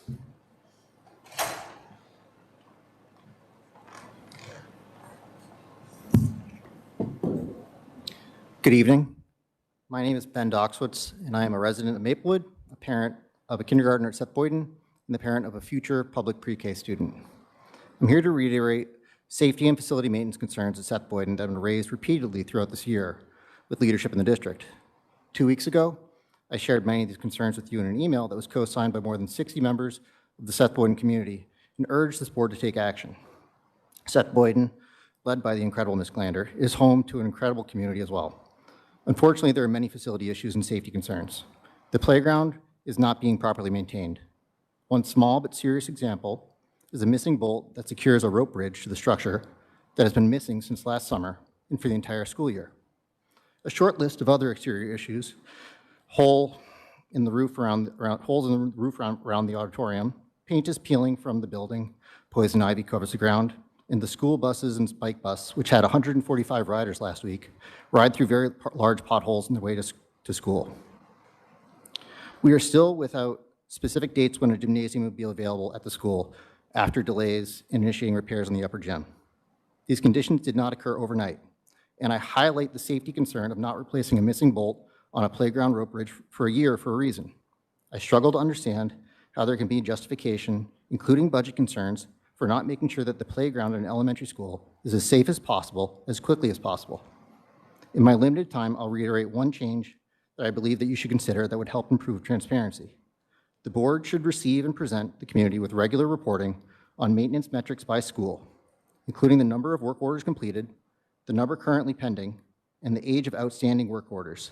This data would help identify where maintenance is deferred and where delays lead to more costly repairs, better informing the hard budget decisions and discussions that we need to have around facility and staffing investments. Thank you for your time and attention. Thank you very much. Next, we have Anna Dunbar.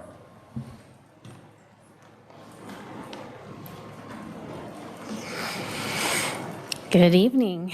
My name is Anna Dunbar, and I'm the parent of a 7th grader at MMS and a 4th grader at Seth Boyden.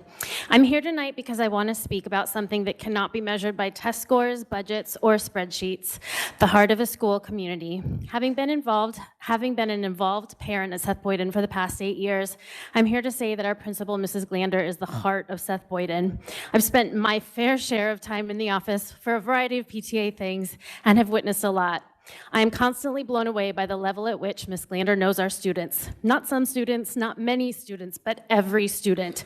She knows every student's name and most of their parents' names. And in a school filled with children from diverse backgrounds and with diverse needs, she's created something extraordinary, a place where children feel seen, valued, and safe. She has been the stability and the consistency that a building needs to flourish.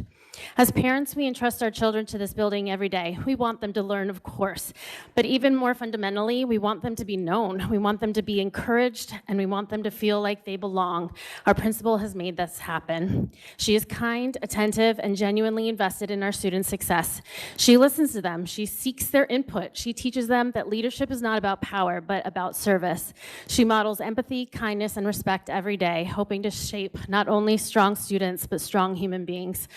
Her impacts extend far beyond the classroom walls. Under her leadership, our school has embraced innovative and meaningful programs that enrich our children's lives. Our governor's award-winning Stepping Artist Residency program has given students opportunities to build confidence, teamwork, and cultural appreciation. Our school became a pioneer in composting and has cultivated a vibrant garden culture and teaches environmental stewardship and responsibility. These programs did not happen by accident. They happened because she had the vision, determination, and collaboration skills to make them happen. Her partnership with the PTA is unmatched. Just as importantly, she has built an amazing partnership with our assistant principal, Mrs. Davenport. Together, they complement each other's strengths and create a leadership team that is collaborative, responsive, and deeply committed to our students. Strong schools depend on strong leadership, and our school is fortunate to have exactly that. She is present and approachable. She advocates for our children. She understands the unique challenges our students face because she takes the time to know them.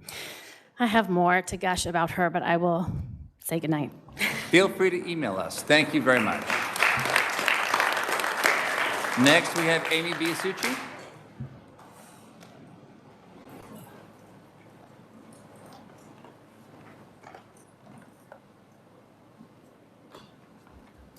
My classes first. Good evening. I'm Amy Biasucci. I'm a 29-year veteran teacher, a science teacher, and have spent the last 16 years in this district. I'm also a parent. When I began teaching AP Bio at Columbia High School, there was only one section with 15 students. Through intentional efforts and to increase access and remove barriers, next year, we're going to offer 5 sections of AP Biology. I'm proud that students from a wide range of backgrounds and academic abilities are now finding success in my challenging course and others across the board. My concern tonight is that under the new Bell schedule, all AP Science courses will lose 36 instructional periods. Let me be clear, the Science Department does support the rotating schedule. The issue is the significant loss of instructional time in courses that already have extensive curricula and rigorous laboratory requirements. The district has encouraged more and more students to enroll in AP Science. But how do we continue to serve those students effectively when we have less time to complete the curriculum and offer the individualized support many students need to succeed? It is exactly that individualized support that I offer to students in class and conference that sustains their success. The district already removed labs from non-AP Science courses a few years ago. Taking away AP labs now may look equal on paper, but it's a huge disservice to our students. I worry that we will be forced to prioritize coverage over learning. Science education is not a script that gets delivered. Real learning happens through inquiry, experimentation, discussion, and reflection that teachers carefully curate and execute with our students.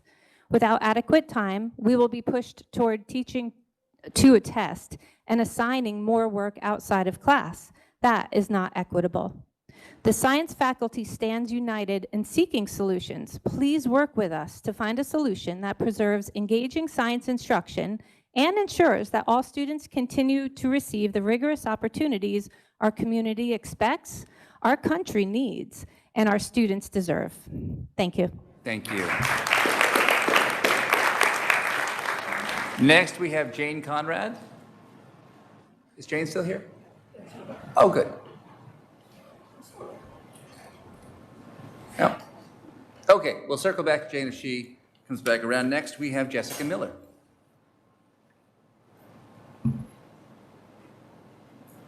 Is Jess still here?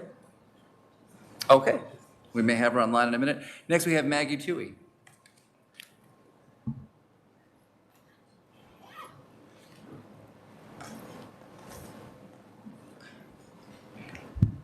Right. Am I on? I'm on. Thank you. I'm Maggie Toohey. I'm from Maplewood, a 31-year resident of Maplewood and a kindergarten teacher at Seth Boyden. Some of you actually were in my classroom this year during Look Fors. So anyway, I didn't intend to speak tonight, but as I heard more conversations of moving principals, I felt like I needed to come and speak. And so I'm speaking now from the heart and from something that I know a whole lot about. I've been connected to Seth Boyden Elementary School for 20 years. I began working in the garden in the year 2000 when it just was beginning with Marilyn Davenport.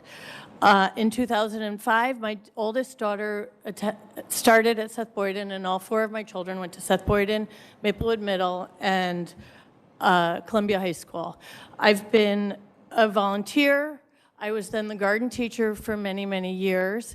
And then fortunately, I started as a kindergarten teacher inside the building 3 years ago. I can easily say that I've been in that building every week for 20 years, and I have seen a lot. I'm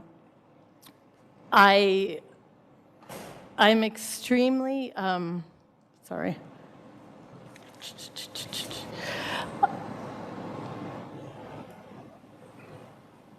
I could say without hesitation that Shannon Glander is the strongest principal that school has had. I've been there for 5 administrators.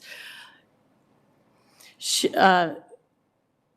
understands the community. She has built trust with families and with students and with teachers. She has created an inclusive, joyful, strong learning community. She understands child development, and she understands and she knows what children need to learn and feel good in their learning. Seth Boyden needed this. It needed it desperately when she came, and she built it.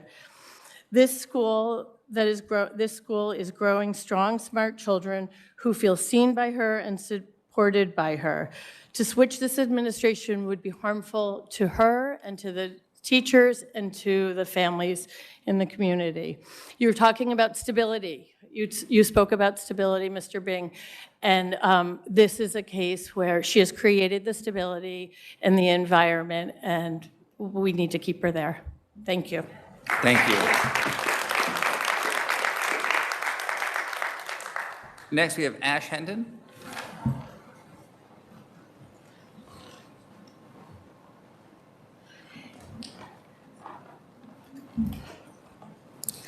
Hello. My name is Ash Hendon. I live in Maplewood in South Orange, and I go to Maplewood Middle School. First, I would just like to state that I am confused. When my school seems to claim that they prioritize our students' well-being over smaller things such as, I don't know, whether someone stands up during lunch at their table, but when me, my friends, and other LGBTQ kids are being bullied for who they are at the school, being called slurs, all that really seems to happen is a forced apology and a call home. Everything is blamed on poor education when that is not the issue. The issue is homophobia and intolerance. I don't know what to believe, whether my school, I don't know what to believe. Should I believe what my school claims to do or what their actions state? Secondly, it's beginning to be more and more difficult to discern what qualifies as bullying versus a mean or unfavorable action, because some things that seem very important and large issues to me feel like they're being treated as a misunderstanding or a small bicker, whereas small issues feel like they're being treated as preposterous, something that no one should ever do to another human being. I don't know anymore, and I want to know how my school can change this. These are all genuine questions. My email is stated on the form. Thank you. Thanks, Ash. Next, we have Christy Frank.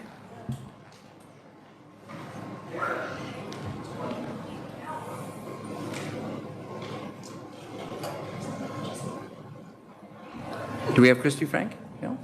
All right. Olivia Welch.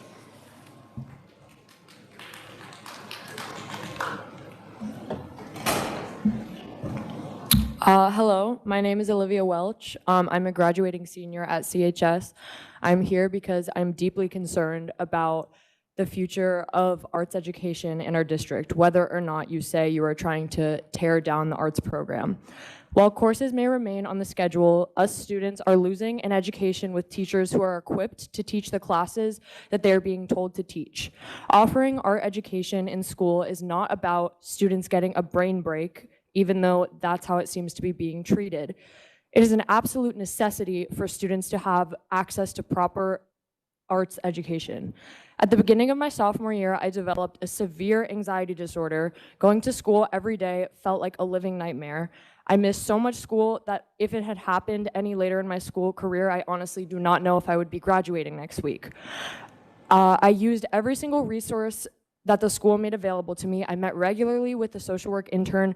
I got a 504 plan. My teachers, my counselors, everybody knew what was going on, and they did what they could to personally support me. But none of those changed the fact that simply walking into the school building triggered debilitating panic attacks day after day until I got home. Then, during the second semester of that year, I started taking ceramics too, with a teacher who knew what she was teaching and who was dedicated to sharing her passion with me and the rest of her students. Suddenly, there was one period in my day where I felt like I could breathe. For 50 minutes, the anxiety was gone. I don't know exactly why or where it went, but I know that that class was the only resource that the school could have ever given me that would truly help me survive what I was going through at the time. It truly became one of the only reasons I was even motivated to go to school. And I genuinely do not believe, like I said before, that I would be graduating on Wednesday if I didn't have the art classes throughout my time in this district. And I know that many other students feel this way. As we know, it is impossible to know what students are carrying with them when they walk into school every morning. Art gives students an outlet when words fail, and it gives them confidence when they feel incapable. It gives them a space where they feel like they can succeed, belong, and simply be themselves. I am begging you to remember that art is not an extra. It should be a top priority, and for many students, it is a lifeline. Thank you. Thank you, Olivia. That concludes our in-person public speaks. We do have, I believe, 3 individuals left, possibly online. Do we have? I signed up. I don't know. I signed up as well. Oh, do we have another sheet out there? Yeah. All right, thank you. I apologize for that.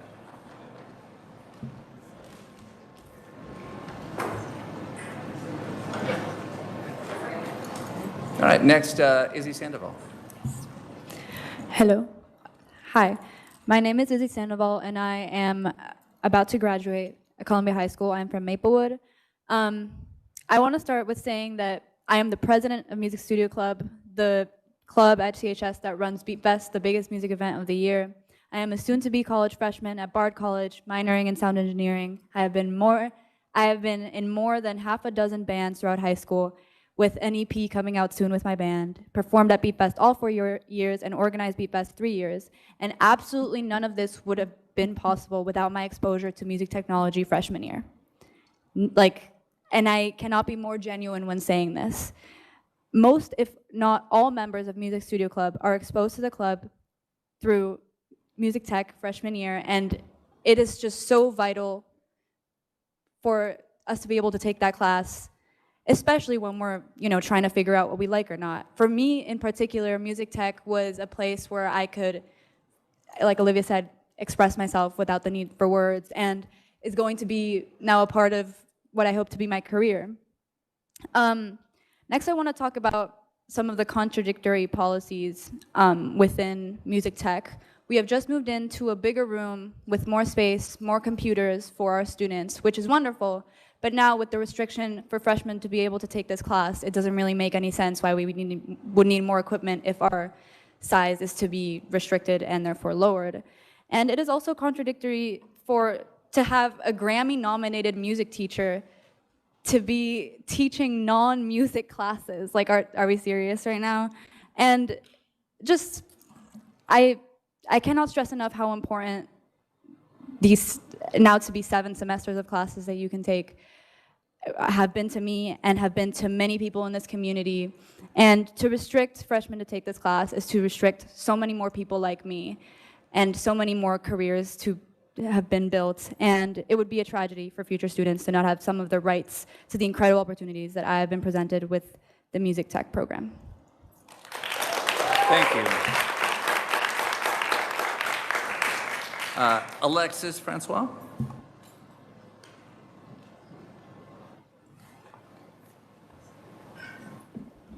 Hi, I'm Alexis Francois. I'm a South Orange resident and a parent at SMS. I wasn't planning on speaking tonight, so I'm going to read the email that I already sent to Mr. Bing on Monday. I'm here today to discuss the rumors regarding the principal positions throughout the district being reassigned. While I understand that staffing decisions are complex and made with the district's broader needs in mind, I wanted to share my strong support for Mr. Mason and his continued leadership at South Mountain. There's a significant contingent of parents who believe that Mr. Mason has been an exceptional principal and has helped create a school environment where students feel safe, supported, and able to thrive. At a time when many districts and even some elementaries within our own districts have grappled with challenges relating to bullying, racism, and anti-Semitism in student behavior, SMS has benefited from Mr. Mason's proactive and thoughtful leadership. Mr. Mason has consistently addressed concerns before they escalate, setting clear expectations for student conduct and fostering a culture of respect, accountability, and inclusion. He's been proactive in nipping undesirable behaviors in the bud and cultivating a community where students can grow, learn, and feel safe. As parents, we greatly appreciate his visibility, responsiveness, and commitment to maintaining a positive school culture. While no school is without challenges, many of us feel fortunate that SMS is not experiencing the same level of angst and concern that parents in some other elementary schools in our district have expressed. We believe much of that stability is due to the leadership Mr. Mason has provided. For that reason, the prospect of losing a principal who is succeeding in his role is deeply concerning. When something is working well, continuity matters. Removing a trusted and effective leader from a thriving school community would be devastating for many students and families and staff members. Similar to other parents here this evening, I am concerned that rather than addressing deficiencies at other schools, we're moving them to a new home. SMS is the largest elementary school with nearly 600 students in 2 campuses, which is a large responsibility to manage. Mr. Mason knows each student and each family. He walks the campus each morning and greets us daily. I respectfully urge the district to consider the tremendous value Mr. Mason brings to SMS and the strong support he enjoys among parents. We hope that he will be given the opportunity to continue his important work that he started 7 years ago, I think maybe 8, and to build upon a positive culture he's helped create. Thank you. Thanks. Next, we have Sun Jackson.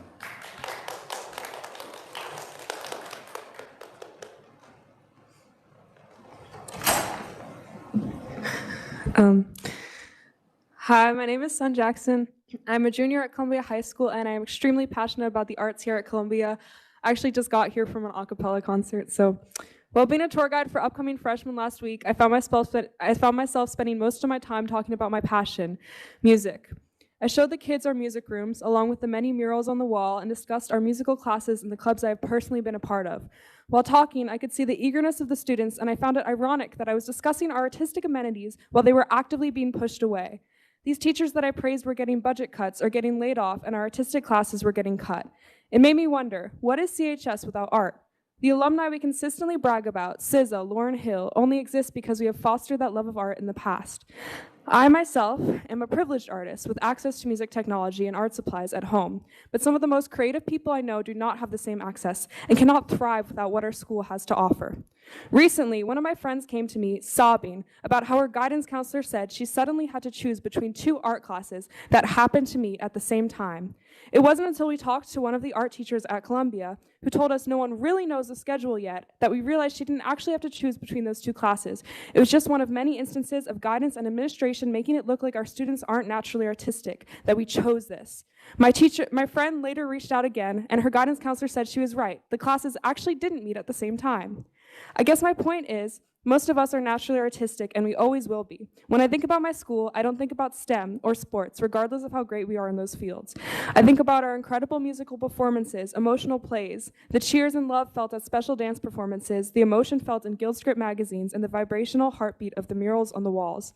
I think about the teachers Columbia High School doesn't deserve right now, such as Ms. Veit, who has left a musical legacy behind here at Columbia through Beat Fest, music tech classes, music studio club, music industry club, etc., and has suddenly heard that music tech might no longer be available for freshmen, and has to now teach a class that has nothing to do with her specialty, music. In a time of political tyranny, when books are being cut, free speech is being silenced, and our neighbors are being taken away by ICE, our artistic freedom is one of the only things we have left. Please don't take that away too. Thank you. Thank you, Sun. We will now be moving to online public speaks. Is Alicia Humphreys on?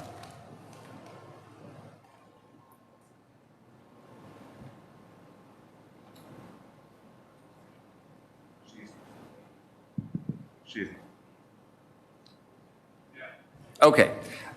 Next, Max Kravitz. You would be there? Maxwell Kravitz.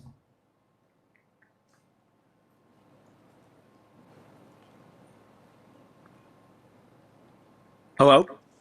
Hi, Max. We can hear you.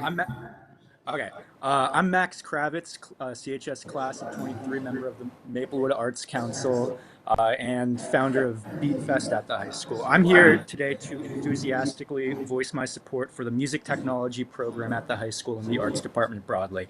Last month, I had the pleasure of attending the 4th annual Beat Fest, and it was a wonderful night seeing our two towns' next generation of performing artists and reconnecting with all of the alumni.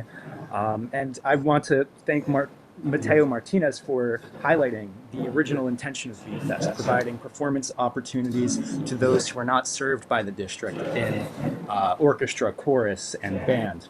I just have a couple of things that I want to bring up today, and one of those is I want to thank Superintendent Bing. I recall that when I was when I was in the district, there was a sense that leadership was very nearsighted. And while I am not as in touch as I once was with what is happening, his stewardship from afar has been a breath of fresh air. Just again, some things to highlight. Emily Veit, Grammy nominated, and she runs the only Beat Fest is the only music festival run by students in the state. It is incredibly important that we retain talent in the district. I recall as a student, it was deeply upsetting when teachers such as Greg Tuttle, Joshua Enyart left the district when they felt that they weren't being respected. Assigning teachers courses outside of their subject they were hired to teach can be upsetting to them. I have two family members, an aunt and my father, who were and are public school teachers who were on the receiving end of this. And it just leads to more prep work. It makes them busy and it makes them less enthusiastic about their work, and students suffer. And I understand, and I think everybody watching virtually or in the room understand that things have to be done to balance this budget. I was deeply concerned. I didn't know about the projections, but I ask that please keep the music technology program in mind while you're putting together the budget for the next 2, 3, 4 years. And yeah, thank you. Thank you, Max. Next, we have Jessica Miller.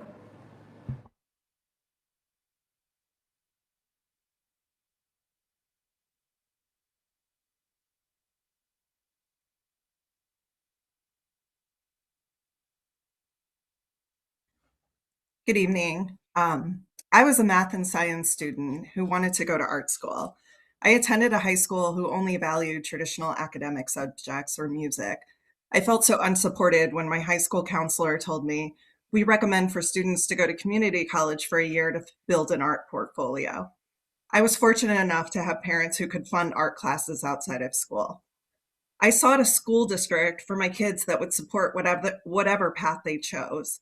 One that doesn't lump arts together and treat them as fluff. One that gives freedom and exposure to explore new fields without being hammered about career readiness. From the moment we moved here, we have a few traditions. Always attend the CHS musical, and whenever we're in CHS, visit the art gallery. I know that there are budget constraints and that we need to be having difficult conversations, but I don't actually feel as though those conversations are being had with district parents and students, but rather simply being handed to us. I didn't know that when certain courses or elite programs were being added, that we were sacrificing art instruction. I didn't know that we would be riffing our award-winning AP art teacher.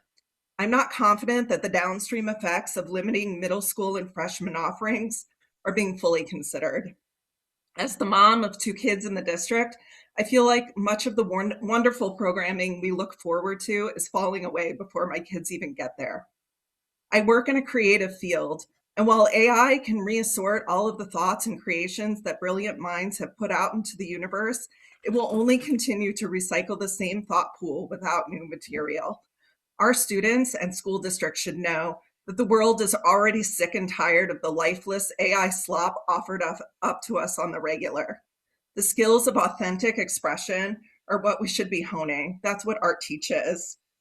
I pushed my freshman to choose his single elective with very limited choices wisely, as I wanted him on a track to be able to take more visual art, not because he'll be an artist, but because the skill set to express oneself visually is an important component to so many fields. but also creative expression is essential for being a successful human being. Giving our students the room and skills to dream as they plan their lives should be our goal. Thank you. Thank you, Jessica. That concludes our public speaks for this evening. And we are now going to turn to the action portion of our meeting. We have two different resolutions on the agenda for review tonight. Resolution 4983 in two portions, approving summer employment and summer curriculum writing for summer 2026, and Resolution 4984 approving the corrective action plan that was required as part of our most recent audit, and B, a resolution rejecting the bids received for paraprofessional services. So we're going to move on those two resolutions first as a consent agenda. Do I have a motion? Board Member Callahan, do I have a second? Board Member Bennett. Any discussion on these items? Okay, hearing none. Mr. Acker, would you please call the roll? Board Member Bennett? Yes. Board Member Brown? Yes. Board Member Callahan? Yes. Board Member Higgins? Yes. Board Member Capita? Yes. Board Member Meyer? Yes. Board Member Nayar? Yes. Board Member Sackett Gable? Board Member Steffen? Yes. All right, motion passes unanimously. Next, we're going to take up Resolution 4985. This is a resolution affirming the South Orange and Maplewood School District's commitment to LGBTQIA+ inclusion and recognizing June as Pride Month 2026. Do I have a motion? Board Member Callahan. Do I have a second? Board Member Bennett. Discussion? I'd like to ask first, I had first Vice President Callahan read the last resolution. What if we get to have Second Vice President Nayar read our Pride Month resolution into the record tonight? Sure, thank you, and I'm honored. Whereas Pride Month, celebrated in June, commemorates the 1969 Stonewall Uprising, a pivotal moment in the gay liberation movement. The uprising occurred after a police raid on the Stonewall Inn in Greenwich Village, sparking 6 days of protests. The first Pride March was held on June 28, 1970, the one-year anniversary of the uprising. And whereas the South Orange Maplewood School District is home to a diverse lesbian, gay, bisexual, transgender, queer, questioning, intersex, and asexual LGBTQAI+ community, along with allies whose contributions enrich schools and strengthen our district, and the district remains committed to supporting dignity, equity, visibility, and belonging for all members of the community. And whereas the board recognizes that LGBTQAI students are entitled to equal education opportunity, freedom from discrimination, and access to school environments in which they are treated consistently with their affirmed identity in accordance with New Jersey law, and further recognizes that LGBTQAI+ students, families, and staff may hold multiple identities and experiences, including race, ethnicity, disability, language, religion, and socioeconomic status, requiring ongoing attention to belonging and inclusion across our school community. And whereas, despite advances towards the equitable treatment of LGBTQAI+ individuals, many continue to experience discrimination and bias, particularly transgender, non-binary, and gender-expansive individuals, making it essential for schools and communities to demonstrate continued commitment to inclusion, respect, and support. And whereas the board recognizes its ongoing responsibility under New Jersey law, including the Anti-Bullying Bill of Rights Act, to maintain safe, inclusive, and supportive learning environments free from discrimination, harassment, intimidation, and bullying. And now, therefore, it be resolved that the South Orange Maplewood Board of Education hereby recognizes June 2026 as Pride Month and celebrates contributions, resilience, and diversity of the LGBTQAI+ students, families, staff, and community members. And it be further resolved that the board reaffirms its commitment to ensuring that all students have access to learning environments that are safe, welcoming, inclusive, and free from discrimination, including the continued implementation of Board Policy 5756 and related district policies that affirm the rights of transgender, non-binary, and gender-expansive students to be treated with dignity and respect in accordance with New Jersey law. And it be further resolved that the district will continue to enforce anti-discrimination policies, support LGBTQAI+ students through student-led affinity groups, professional development for staff, and visible affirmations of support, ensure that LGBTQAI+ identities, histories, and contributions are accurately reflected in curriculum, school libraries, and the classroom learning and experiences in accordance with New Jersey's LGBTQ+ inclusive curriculum law, and work collaboratively with LGBTQAI+ community members on shared goals related to education, equity, inclusion, and visibility. And it be further resolved that the board encourages all members of the school community to continue fostering a culture of dignity, respect, understanding, belonging, equity, and inclusion throughout the year. Thank you. Do we have any further comment or discussion on this item? All right, hearing none, Mr. Acker, would you please call the roll? Yes. Board Member Bennett? Yes. Board Member Brown? Yes. Board Member Callahan? Yes. Board Member Higgins? Yes. Board Member Kapadia? Yes. Board Member Mayer? Yes. Board Member Nayar? Yes. And Board Member Steffen? Yes. Motion passes unanimously. That concludes the action portion of our meeting. We are now going to move into executive session to discuss the superintendent evaluation. We will be adjourning immediately after that point, so this will be the end of the public portion of the meeting for the night. No formal action will be taken in executive session. Do I have a motion? Board Member Steffen. Do I have a second? Board Member Kapadia. All in favor? Show of hands. It is unanimous. All right, folks, that concludes the public portion of our meeting at 9:42 p.m. Have a good night.